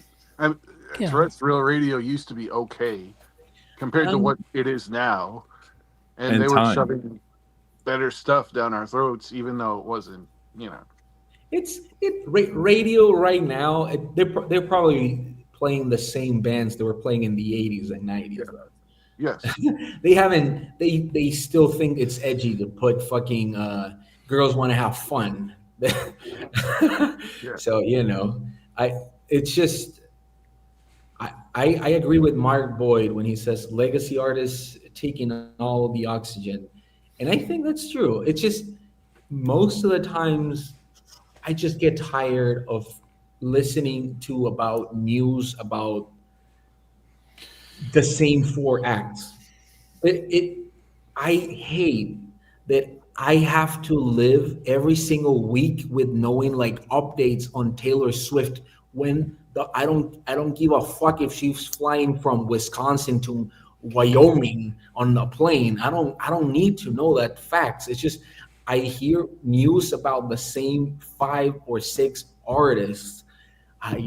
It's just sometimes it's tiresome, and I'm not interested in that. Well, you can ignore all that stuff. You don't have to listen to that shit. No, if you go to any social media at all, you're gonna see like the little bit of news about artists you don't care about.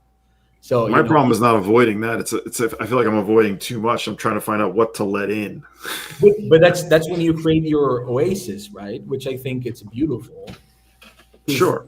I don't know how it feels to like a band that much that every single time you hear, oh my God, they're playing fucking Jeremy. Wow. Like how do you get excited about like they play that song every single day in every single station, Somebody mentioned Yield.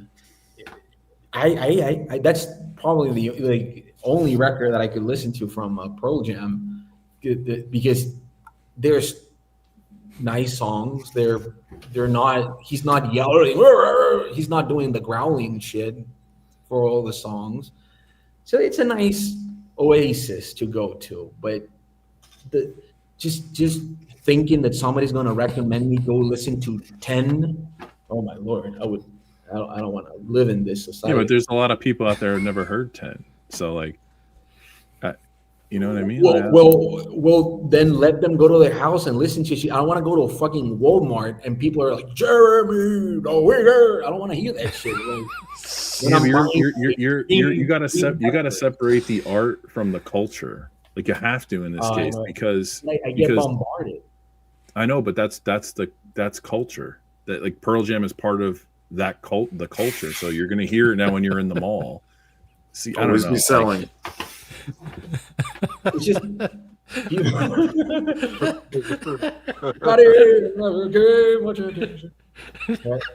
it's just I get tired of how much I can probably karaoke the fuck out of like the whole album 10, and I've never owned it in my life. It's like your Pet Sounds. It's sort of. I get it. There's plenty of albums like that I'll never own either. I get it. But that's the thing. It's like I grew up with a lot of people telling me to listen to Pet Sounds, and then I did. And you know what? Like my favorite Pet Sounds album is Sunflower. It's just a bunch of hippie songs about like, oh, we should lay down and like just love each other. It's a bullshit album that I love. and I feel that that's more interesting because they were able to like step back from whatever drugs they were doing. Brian Wilson was doing on Pet Sounds, and he was just like on a haze of drugs about that time. So, you know. So are all the OGs I have going to be worth nothing in the future? That's what I want to know. No, I don't think so. They're not gonna be. They're not gonna be worth nothing. Like, especially if you have an OG of 10 Pearl Jam. Then we're talking Legacy X, OG Legacy X. This is the future. That's right. And then you're gonna be like, back in my day. Yeah. You know, I wish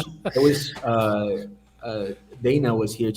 He's there, but on the panel, because I tried with all my might to get into like Versus by Pearl Jam. It's just band Versus. That's a good band. No, no Versus. Can I show my Versus records? Yes. It's just I don't know. It's just, getting the popular opinion. If I go to a Pearl Jam concert and I ask 600 people there to name me like the record to listen to them, everyone's gonna say 10, and I'm gonna be depressed because that means like, I guess I only have to listen to. I don't think that's true about Pearl Jam, man. Yeah, they don't even play the same set. I am trying. Sorry, Stay on target. You know, like that's in Star Wars. Stay on target. Can't do it. No, these are. I mean, I do enjoy. Yeah, I totally hear what Jose's saying. I totally feel the same way. You know, but for me, it's just I have no problem shielding out that kind of crap. For me, it seems like Jose is inundated. He doesn't know what to do. Jose loves Pearl Jam more than we actually know. This is what I found out during this part of the stream. Well, I thought that was like John Digital Gramophone did a Pearl Jam countdown, and he talked all about how like 10 is like no one cares about, or 10 is like not the album, and like the real good ones are the ones in the middle, which I don't even really know, but yeah, well, that's not going to happen. Actually, a friend of mine that I used to work at a bookstore, he had it, and he came over once and just basically showed me all his original Gotta Buy Voices pressings, and he had Propeller. And then we got on topic about Mike Rep, who helped them move to that sort of garage rocky, indie rock noise style. This is not a great record. Isolation Drills. You stay out of that record. I love that record. I said it's not great, but it's pretty good. I have the Propeller reissue. That I have because I do love Propeller, and I don't have the crazy ass collage. I can't find it. If you did, I would have raided your house by now. No. Well, a friend of mine sold his copy to Other Music in the early 2000s for like $50. Oh wow! And they sold it. They only sold it for a few hundred. Just a few. I don't know what part of that story was worst. It's all sad. I know. It's all some guy in like Wichita is like just has that record like, oh, I went to New York and I bought this shit for $100. A B1000. All Guided by Voices in general. Hey, glad girl. Have you ever seen the Guided by Voices? We talked about Guided by Voices last time, I think, didn't we? I always do it. It's my shtick. Have you ever seen the live Austin City Limits? He's just like massively drunk at the end. Well, how else is that different than any other show? But I know, but when he does Glad Girls, he's just like, hey, glad girl. Oh, I love that. He's consistent, if nothing else. Yeah, I guess. But for a band like that, I don't know what I suggest as a first Guided by Voices. But question for Nathan here: are you questioning your life choices for being on this panel? I think I'm good for now. Or is Jose really just, I really love Pearl Jam. Wait, are we live?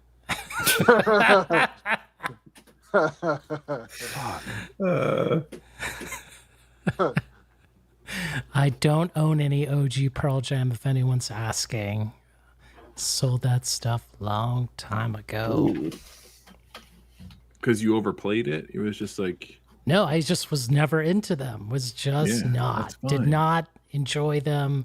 I think the last time, when the interview with Joe, I was like, yeah, I didn't get into them until Vitology. Friends just played 10 verses too many times. I was like, these guys suck, Can't deal with this. Well, he's the only person I've ever heard of who's got into him at Vitology. Well, there was another person in the chat said, I think Vinyl Kicks 86 said he only got into them through Vitology. Well, yeah, that's not the best. Well, whatever. Well, I mean, no. I can see your point of view on that. Totally. But to me, they were trying to do something else. I could see they were trying to try something different, Yeah, I thought it was great. With that Vitology has one of the most popular songs, which is Better Man. I don't think that's wild. Somebody got into them with that song. It's a good song. I mean, actually, I didn't even like that song. I just think I actually know it on guitar, and I'm not even I don't even know why I said that. But. Wow. So next time we see Jose, we're gonna make him play that. Let's see your Better Man, dude. Right. The thing is, I think Corduroy is on that album. And when I heard that song, I was just like, oh, they finally got good. What the hell? Yeah, Corduroy. Well, how old were you in 1994? Me? Yeah. 1994. I wasn't born. Teenager. Yeah. So, are you really going to be into Versus or 10 when you're 11 years old? Maybe. No. I was older than that. Definitely. Okay. Well, no, but if you're a teenager in 94, Versus and 10 was what, 91, 93 or 91, 92? Correct. So you're a little bit younger. It's it's not a surprise that Vitology hits you then. Well, no, like I said, it's just my friends just played that shit over and over. And then when Vitology came, they were just like, this is so different. I was like, no, this is when they got good. What are you talking about, man? That's the last Pearl Jam album I've even heard. I've never heard anything after that. Wow. You never heard Yield? Yield is good. No, yeah, Yield. Binaural good. You don't need to listen to Yield anymore. I saw that tour. No, but I think Yield, it's I wouldn't call it basic, but it's just basic sounding record they have, but it's a really good record. So I would say if I had to tell someone to listen to something by them, it would be that, but at the same time, it's just a different band in that record. So it would be weird. You're bringing up a good point about Pearl Jam. They do fit into a pretty small Pearl Jam box, but in that box, there's a lot of different things that go on. No Code is different than Vitology, and different than they're all different records. And I don't even love Pearl Jam. I'm just for argument's sake, you can see changes in the band. My first, I bought the CD. The first thing I ever saw by Pearl Jam was a Riot Act, because my guitar teacher taught me I am mine. You know that song? Yep. Well, that's the first thing I heard by them, because he would just be at my house and be like, oh, let's learn this song, and I never heard it, but I like that because that meant that I can listen to a song and just straight up learn it without me having all this reasons why. It's a good skill to try to learn songs that you don't actually care about. But Jason, the friends you had that played you those first two records ad nauseum, did they continue on do you know if they continued on a musical journey, or was it we're kids, we listen to music and that's kind of what was popular and that's probably what they still listen to? No, they definitely moved on. I mean, they sort of outgrew that. Right. And that was a blessing in disguise. Right. I mean, that's Pearl Jam was part gateway for me. And after I heard Vitology, I was like, okay, I think I got it. Let me go down the rabbit hole and see what else I can find. Yeah. I just never came back up to hear that stuff. That's a theme that's come up a lot. I think, we've heard it, which Nate said it, I said, you're saying it now, like a gateway to something. Even even a band you don't love, hearing something that has a certain sound, you get curious. Like, all right, what's the next branch on the tree that's similar to this? Like, what can I find next? And that has value too. Well, as far as that whole era in Seattle grunge or whatever you want to call it, I listened to Mudhoney way more than I listened to Pearl Jam. I mean, even back then. So that was like, I mean, were you smoking weed at the time? No, that came a little later. That sounds like a stoner is talking, man. Oh, really? Yeah, that's a good thing, I guess. Okay. I don't know. I grew up. So hold on, we got to pounce on Dana's comment here, and I have a lot of respect for Pearl Jam, but Tokyo already answered it. I mean, come on. I can name a few. That's not even close. Counting Crows. Counting Crows. Foo Fighters. Yeah. There you go. There you go. There you go. I've tried my best all these years to never listen to a full Foo Fighters song. I've been successful so far. So Has that been 35 years of the Foo Fighters already? Is that math adding? I don't know. Yeah. that sounds horrible. 96. They started in 96, so that's coming up on 30 years. So I always bring this up, but anybody here seen the VH1 Storytellers of Foo Fighters? No. The question is why I have, but I have. Well, it's amazing. You should watch it. Dave Grohl, after like 2 songs, he goes into like the most bullshit ass story. Like, nobody wanted to give us a chance. We were just a band rehearsing at a garage, and we were like, "Whoa, we have all these dreams. Like, who's going to listen to it? Right? Motherfucker, you were just in Nirvana. Shut the fuck up. What is this?"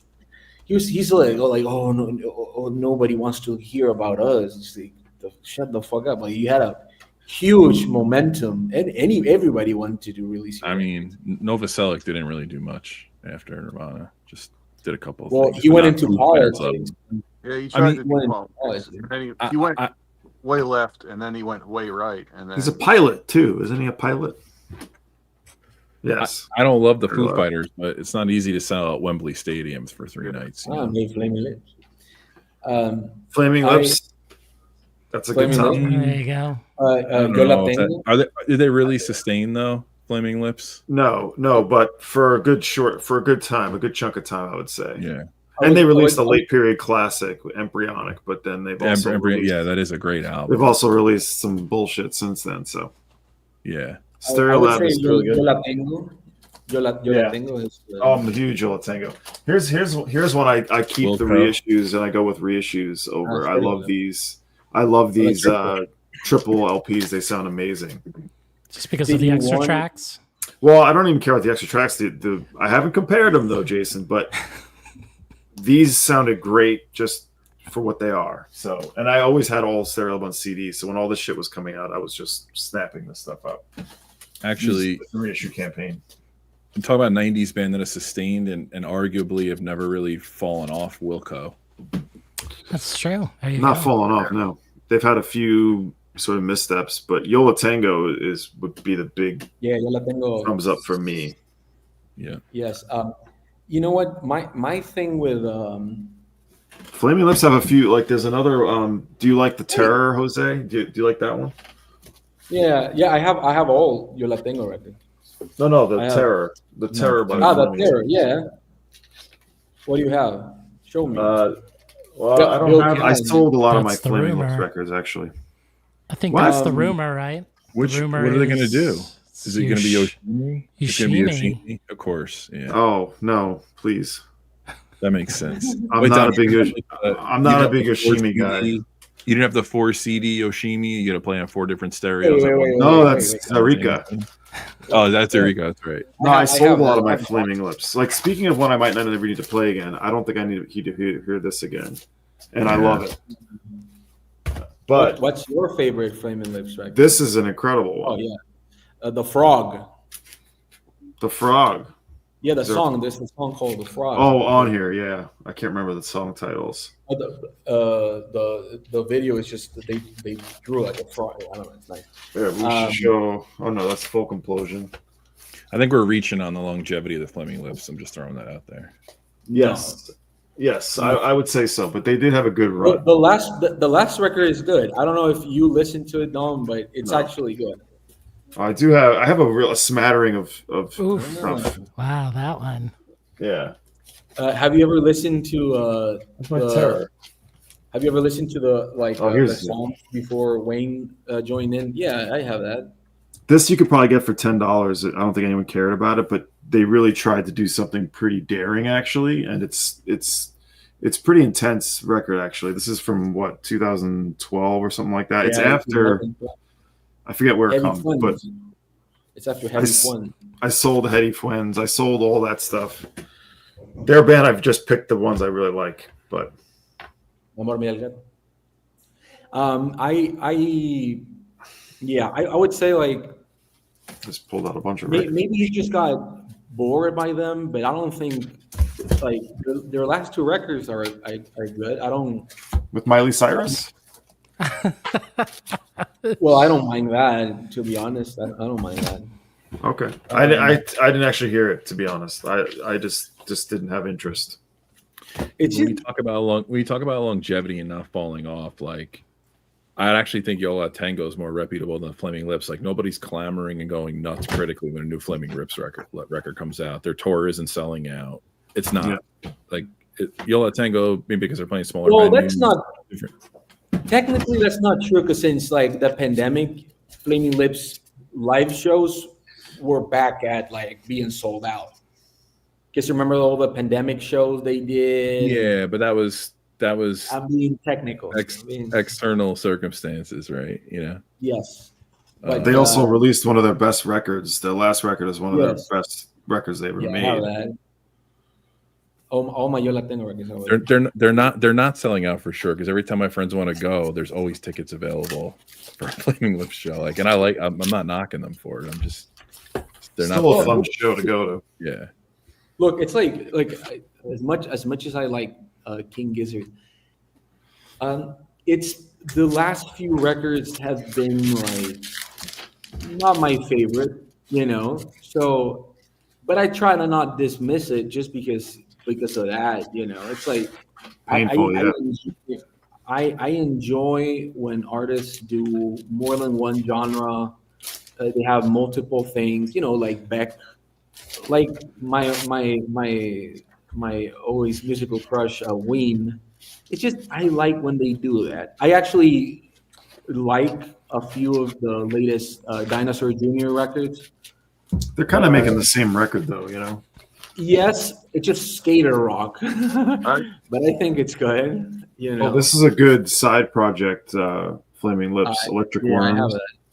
This is cool. This also might probably cost nothing. It's Electric Worms technically, but it's just the Flaming Lips with people. I only half get King Gizzard and Lizard. Just the King Gizzard or the Lizard Wizard, man. I consciously walked away from King Gizzard. It's too much to keep up with. I had like 6 records. I was like, you know what? I'm not saying I don't like them. I think this band is really good, but I'm just going to decide I'm not following. Wait a minute, Dom. You say that, and you and I are the OC's fans. So come on. Yeah, but I haven't bought the latest OC's record either. The latest one is probably one of the best ones they have for a while. I mean, it's just straight up synth, fuzzy. I think I'm set. I think I'm set though. I think I'm good. I got so much, dude. There's so much. Are they OGs or are they reissues? Oh, they're OGs. They're not expensive. Should we go through them one by one? Sure. No. No, you know what was the last one bummed me out, Jose? The last one bummed me out. I can't remember the title. One before or the last one? Not the most recent one. Oh, yeah, I know that. I know you told me that. Yeah, You have, you know what? I could be really, really sad and impressive you have are the OCs, the limo with the. I absolutely yes I do. If I'll find it, if I can. Those I am very sad that I didn't buy when I could. Because the OCs I've known for like a lot of time. So it's just a matter of that one. Just there you go. Yeah, there you go. Yeah, it's really good too. I love that. It's a different thing. It's like psychedelic folk, basically. Yeah, and they sound like they all recorded it here in my kitchen. You know, they sound like shit. Yeah, they're awesome. But if I had to prune OC stuff, I could probably do it at this point. Decide which ones I love the most. What's your favorite OC record? Or top three, let's say. Probably. I love Warm Slime. I love that period. Right. It's all going to be in that period, probably. Enemy Destruct. Or no, not Enemy Destruct. The one with the bat on it. Fucking back cover. I just forgot the title. Yeah, Help. Yes. With the rainbow? Yeah. No. With the bat. Well, I'm forgetting the one with the bat on the cover. I'm being a bat right now. Master's Bedroom? No, that one's great too. The bat with the rainbow thing. Yeah, is that called? That's Help. It's called Help. And there's like some other creatures that look like bats. Is that it? I'll find it. You guys. My favorite is Nate. Go pull your most obscure records out so we can compete with this. Give us something. My favorite is Floating Coughing, which I think you might not even like. Help. Yeah. Do you like Floating Coughing? Yes. Wait, don't have Pet Sounds, but you'll keep Help? That's controversial. I don't own that Help, actually. No. Chris, what do you think about bands that name the records and they already exist with like it's like the Replacements, Let It Be. Let It Be. You know, it's like, why did they do it? Why the fuck did they do it? I don't get it. I don't care that they did it. I just don't get it. Why not? That's the whole point. Why not? You could just. I mean, I love that record. One of my favorite records. I don't know what's worse, like them saying, calling their album "Let It Be" or Terrence Trent D'Arby thinking that his album was gonna be the next Sgt. Pepper's. You know, I don't know which is worse. Is that real? Really offensive. Yeah, he said that. So most obscure records. Okay, I learned about this from Dom, but he's got. Oh yeah, at a SKU ESP disc. Yeah. And then there's one I found in a thrift store. It's a private press. Alan Hauser and company called No Samba. What the hell is that? Is there samba on the record? No. What kind of music is it? It's from like 1973, private press jazz, and oh, cool. I found it for like 99 cents, but it's worth a lot more than that. Interesting. It's did the guy immediately died after that? Because that's the good. Those are the good. Those are the best ones. And you're like, oh, what else did this guy do? And he's just dead. I don't think he did much. What's the artist? Alan Hauser, Quintet and Sextet. Can you show the record again? Yeah, sure. Yeah, it's got Vince Genova, Buck Hill on tenor sax, Steve Novosel, Terry Plumery, and Mike Smith on drums. Just the classics. So yeah, that's as far as obscurity goes. That's it. I found one record that I haven't played because it's warped, so I have to like flatten it out. But look, let me go get it. Talk about something else. Oh, Primus hate. I know. No, that's good. That's good. That's the chant at their shows. Oh, for real. Is it really? Yeah, Primus sucks is like a good thing. Oh, all right. You can't. Primus is nobody like Primus, man. And Primus sucks. You see? Did you watch the Beato with Les Claypool, Joel? I mean, not Joel. Jose is great. Great. Yeah, I like that. Let me show a record that I found, and then next to this record was another record, and the guy was just like, "What the fuck even is that?" He just gave it for free. So I bought this record. That is, look at that motherfucker. It's called El Cebollón, which means the Onion Man, right? There's a bunch of onions. Actually, the back artwork is just a bunch of onions. Right? It's a cumbia record. El Cebollón, Does he sell records like the tomato lady asking for a friend? Well, if you give him $1, he's at the stand. Yeah, and so there was that record, and then like inside of here, right, just like inside of the thing was this other record that I haven't played again because it's warped, so I need to flatten it out.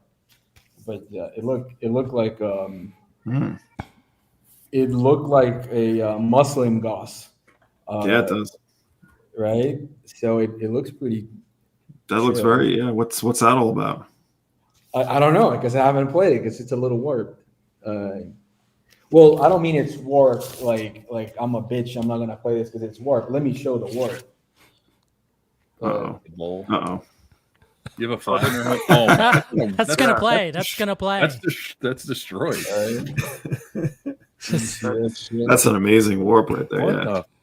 Right. That's like when you go to an antique, like a small shop, and they melt records for bowls. That's what.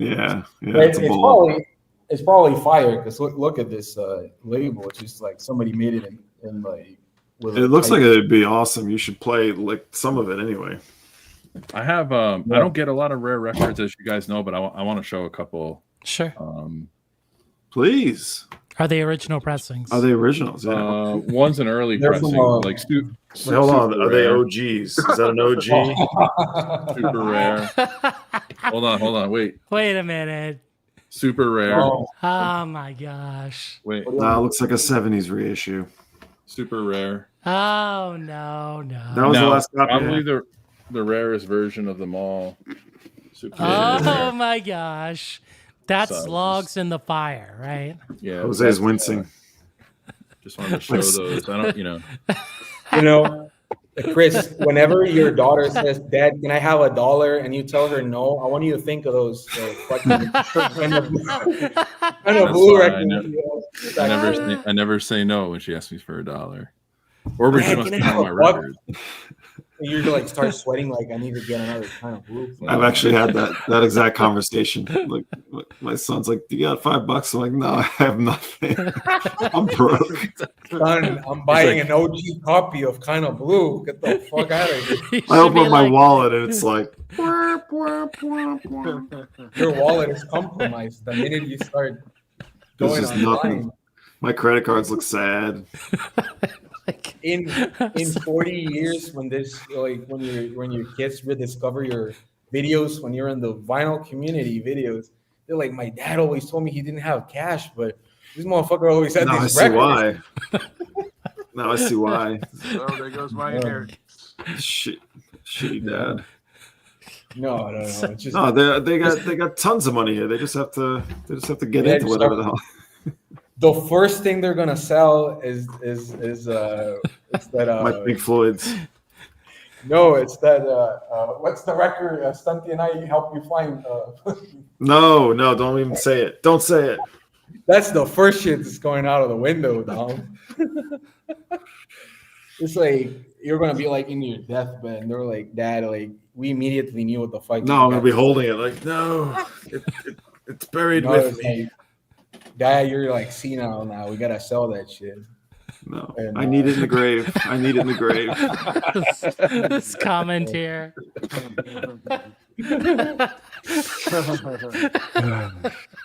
Yeah. My account's probably trading cigarettes in prison right now. So which one do you sell, Chris? Or which one do you keep, I should say, out of all those? I would probably keep one of the UHQRs. No. Yeah. And what's your earliest pressing? Like the 70s one you identified, like an early 70s. Yeah, I don't have. Every time I found like an original, it's always been beat to shit or just way too expensive. Like even more expensive than a UHQR. So I last had the MoFi and I last had that 70s reissue. They're both gone now though. Yeah. Do you want to see You the know best what? pressing of Kinda Blue? Yes. Is it just? Can we make it quick though? Is it just a copy of the Charlie's Angels soundtrack? I'll take that. Yeah. All right. Gulch. Yeah. Yeah. Uh, All right. I'm waiting for Is it the Doxy or the no? What is it? I need to make myself big here. Is it the CD box set? I hope so. The hell? CD box set? What the? Is it a cassette? Okay, everyone. This is the best version, the 50th anniversary. Okay. Who This thing mastered goes. that? This thing goes deeper than the UHQR. Deeper. And does guess that- what? Hold up, Jose. You know that those tracks on the birth of the what is it? Birds of the Chat. Blue, they're on that. Yes, they're on this. So that would be the Birth of the second Blue. time it's been reissued since the jazz track. So Chatty Cakes was lying to you. Wait, Jason, are you implying? Jason, are you implying that Chad was just selling me that box set separately, but $60 a piece? Did you have your diaper on?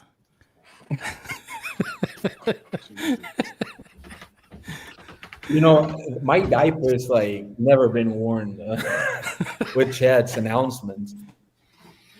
The thing about like Analog Productions for me now is like, if they announce tomorrow Led Zeppelin 2, everyone will be just like, oh yeah, finally, thanks.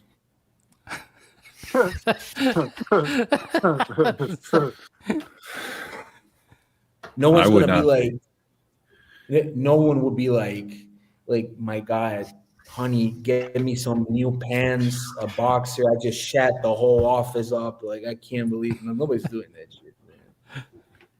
Like, honey, do you have $1? No, I gotta buy That's this it. Led Zeppelin. Whenever they announce that stuff, that's when I turn the internet off for like a week. I don't even want to hear about it. It's just going to be Led Zeppelin 24/7. We go off the grid. Yeah, soon I'll go as off the that grid. shit- I'm going to lock my Yeah. house up and, I'm Well, the same that's- as Dom. When they announce that stuff, I know I'm not watching YouTube for a couple of days. It gives me a little No. break. I'm like, all right, good. There's nothing to watch here. Yes, it's actually before Bernie wore off the tape because it was released by Sony, I think in the early 2000s. So, and I believe it is the correct speed, I guess, if you really care about that. But mastered at Sterling. Does it have the bonus alternate take of flamenco sketches too? It does. That's on Yeah. the CD. So That's this on is the, yeah.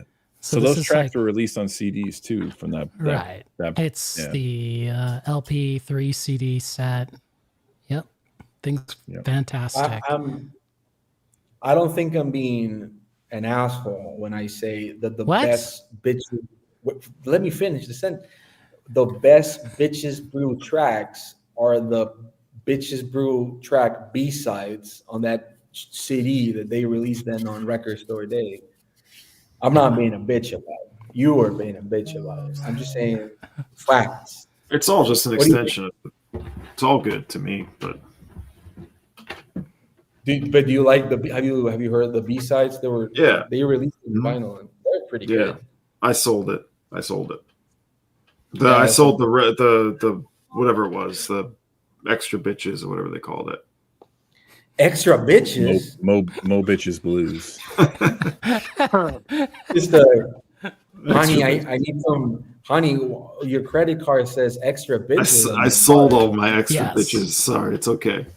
Let me try to find it in the chat for The you. FBI agent assigned to you is just like this guy just selling bitches. I What is got that? it, Jay. He's selling bitches? Extra. Dad, why are you selling extra bitches online? Because I'm broke. You saw my wallet. All these extra bitches just piling up in my house. Do you know when you said that, like your kid asking for $5 and you were like, I'm broke. Yes. Then I was like, you should True story. Add to the sentence. But have you heard isolation drills? Just like Dad, can I have $10? Look, we have a wooden box set of selected ambient works too. So shut the fuck up and go listen to that. You know, if and this then ever happens we'll to talk me, about it okay, later on. if this ever happens to me, I'm gonna be like, can I borrow $5? And I'm gonna be like, have you ever heard of? Let me think here. That's the natural lo-fi Billy bomb. Joel Piano Man. I would just go bad. There's your $5. OG $5. pressing, right? Listen to this, Do you think and then $5. I wouldn't? And you'll forget about the $5. Right. I look. This is what you're gonna do with your next YouTube video. You're gonna give next time your kids ask for $10, you're gonna give them like 10 $1 records, and you tell them you want money, you have to hustle, and then you take them to the record store, and you make them sell those records, and however much they get for those records, that's their allowance. I'm gonna have to give them what, like that's- $5 $10 records to get $10, right? Yeah. Yes. But Can then you they're imagine? doing their job for you. You play isolation drills, they give you the $5 back. Have you heard? It's GBV 2002. They're like, I think I'm okay. You can have the $5 back. It's a smoke screen, right, Jason? It's like they forgot about the $5. Right. Okay. They're immediately thinking why right, Rico Dad. Kasich did that shit. All right, Dad. Yeah. Yeah, right. No, that's the I don't Rico want Kasich to find album, out. Dad. I don't want to hear that shit. I want to hear Vampire and Titus. You know that. Right. They're not a fan of Wait, Do is the that the Rico Collapse, Kasich right? record? No, it's Do the Collapse, right? Do the Collapse. They're not a fan. Right? On Yeah, Do the TVT. Collapse is TVT a Records. What about BTS? Huh? Built to Spill, right? That's Mhm. discounted. Got it by Voices. I got plenty of that too. It's Yeah. not buying me. I don't know if it's worth $5 or not, but By the way, I know it sounds. This is a good comment here. That thing is going for some money. I know. I kind of wonder why is they it? put it on vinyl. Yes, that's CD set of it. Whew. I might have Yeah, that listen. actually. Was it you, Jason, that put up sent a video on the chat of a store getting the Miles Davis 7-inch box set that comes in like a suitcase? You know what I'm talking about? That's the No. complete. No, that was the complete CD set, not a 7-inch. Oh, it's a CD set. And I Does think that go for a lot of it? it does, and I think the On the Corner box goes for so much because that's where Big Fun was released officially, wasn't it? Big Yes. Fun's awesome. Yeah. Big Yeah. Fun's so good. Chris, have you ever seen with your own eyes the Grateful Dead Europe 72 box set, like The vinyl box. Have you? No. Yes. The CD box? CD, Yes. Yeah. I have a friend who gets all of that. It's- All the CDs. I never buy them. I just stream them. Or But Dom, also- have you ever seen? I've never seen with my own eyes a 24-hour Throbbing Gristle cassette set. You know what I'm talking about? I'm familiar. Yeah, no. There's I'm not really a there's TG guy. There's a cassette. Oh, all right, I'm gonna avoid the question. Man. We're going to bring this back home since this is Look- over 2 hours here, since Jose is. But look at these tortillas I got. Are they the OG pressing? Are Those they look the OG. Groove Seeker? which?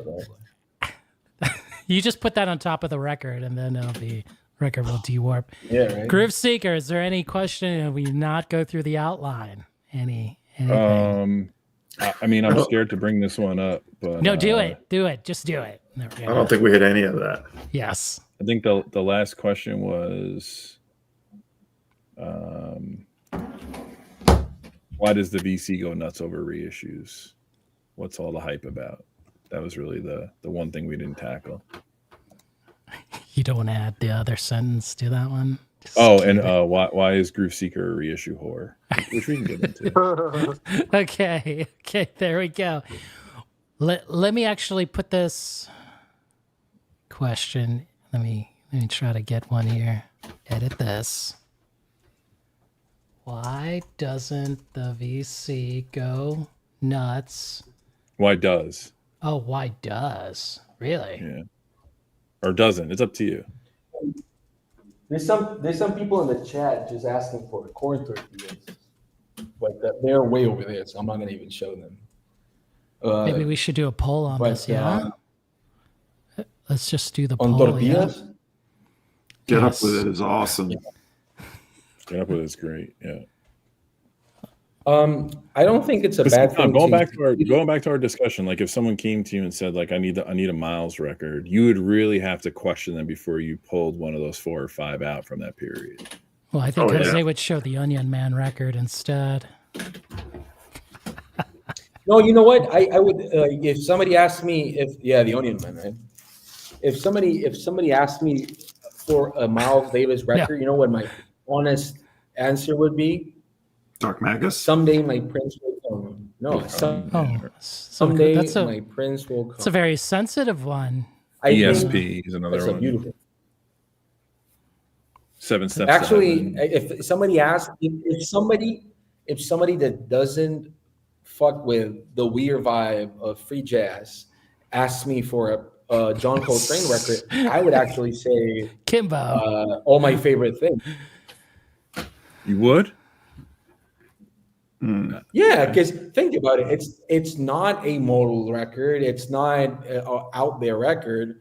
It's a record that's very easy to listen to and still has a lot of nice, solos and off the edge stuff. Yeah. So it's kind of like a pop I record, think a pop jazz record in a way. it is, Kinda but it's a like- good one. like Blue So Train. He goes out there though on that too. He gets out there on that. Yeah, see, like Nate, you bring up a good Yeah, point. I but- was thinking like Blue Train or even Soul Train is pretty accessible too. Blue Train for sure. Yeah, but even, Blue Train even gets- the fact that all my favorite things, it's a popular song. As Someday My Prince Will Come, it's a Disney song. It gives it a little more easy, not hard to get into stuff because you're like, oh, this is nice. You recognize the melody, but he still goes off on it. And then they go off, which is nice because when you have, it's like when you listen to a cover and you only recognize the chorus because the other section is weird. It's like Sonic Youth's what is it? The Carpenters Superstar. Superstar cover.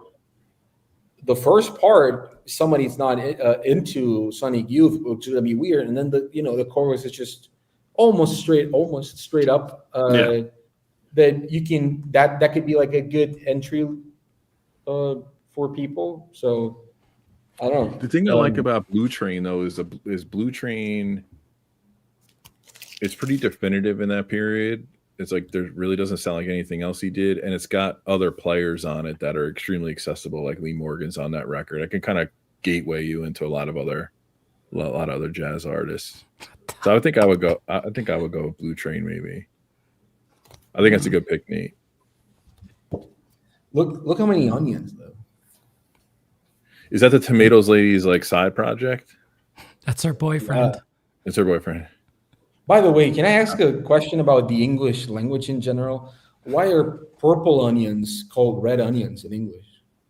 They're fucking purple. Who the fuck knows? Because in Spanish we call them cebolla roja, not purple, not red. We call them purple onions.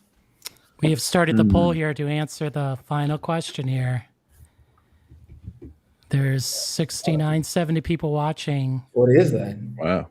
Does the VC go nuts over reissues? Yes or no? I wanted to add this third option, corn tortillas. I did not. Since I can only eat corn tortillas because of gluten, I actually miss flour tortillas. Come on, 20 votes. Get it in before. Then we'll close this. Come on. Shut it down. Jason, you want to do like maybe final comments while they're doing that? Yeah, final comments. Nathan, final right. comments. Final comments? Well, this was interesting. That's my final comment. No. I don't know. Go around, everybody else. Groove Seeker, final comment. Reissues are good. They're necessary. They serve a really great purpose. But the world can't stop rotating on its axis every day when a new reissue is announced. Everybody's got to chill out a little bit. What? But then they're not going to have any content for their commercial videos. Come on now. Well, herein lies the problem. And then we won't have content to, counter that content. So it's going to be a big clusterfuck. Man, I guess I could talk about Sonny Chirac. Make everyone listen to that. He's buried in Austining, New York. Dom, final comments. It's all about the original, right? Oh, the original. What? Oh, wait. Damn. It says original master recording on there. Another, True. Right. Exactly. Another Rico Kasich. Yes. Jose, final comments. Originals versus reissues. My sugar levels are up so high. I talk my ass off, so I don't really need to say anything. But if I had to say something, I would say that people shouldn't feel bad about buying reissues. If that's what your wallet can buy and you're interested in just the music, get it. That's fine. You don't have to spend money on stuff you don't like. Just buy the things you like. And if a reissue of something that is way too expensive gets released, embrace it. And if you find a original copy later on, that's good. You don't have to own everything as an original copy. If your wallet can't handle it at the moment, don't feel bad about it. And fuck the VC overhyping a lot of records that everybody shouldn't get. Just get what you like. Be thankful for some reissues, and I guess that's it. And look at these onions. Nice. All right, Nathan. I think that going to the poll question, I guess. Why does VC go crazy? Well, the monetized channels go crazy because that's the stuff that makes them the most money. I mean, that's what they do. All the reissues. I'm not naming names, and I'm not begrudging anybody making money off a YouTube channel, but it's just the fact that they make money off of reissues because they get to, hey, I'm the first person to show this, and this is, No one ever seen the Cebollón, so. No. You might be the first, yeah. Jason, what say you?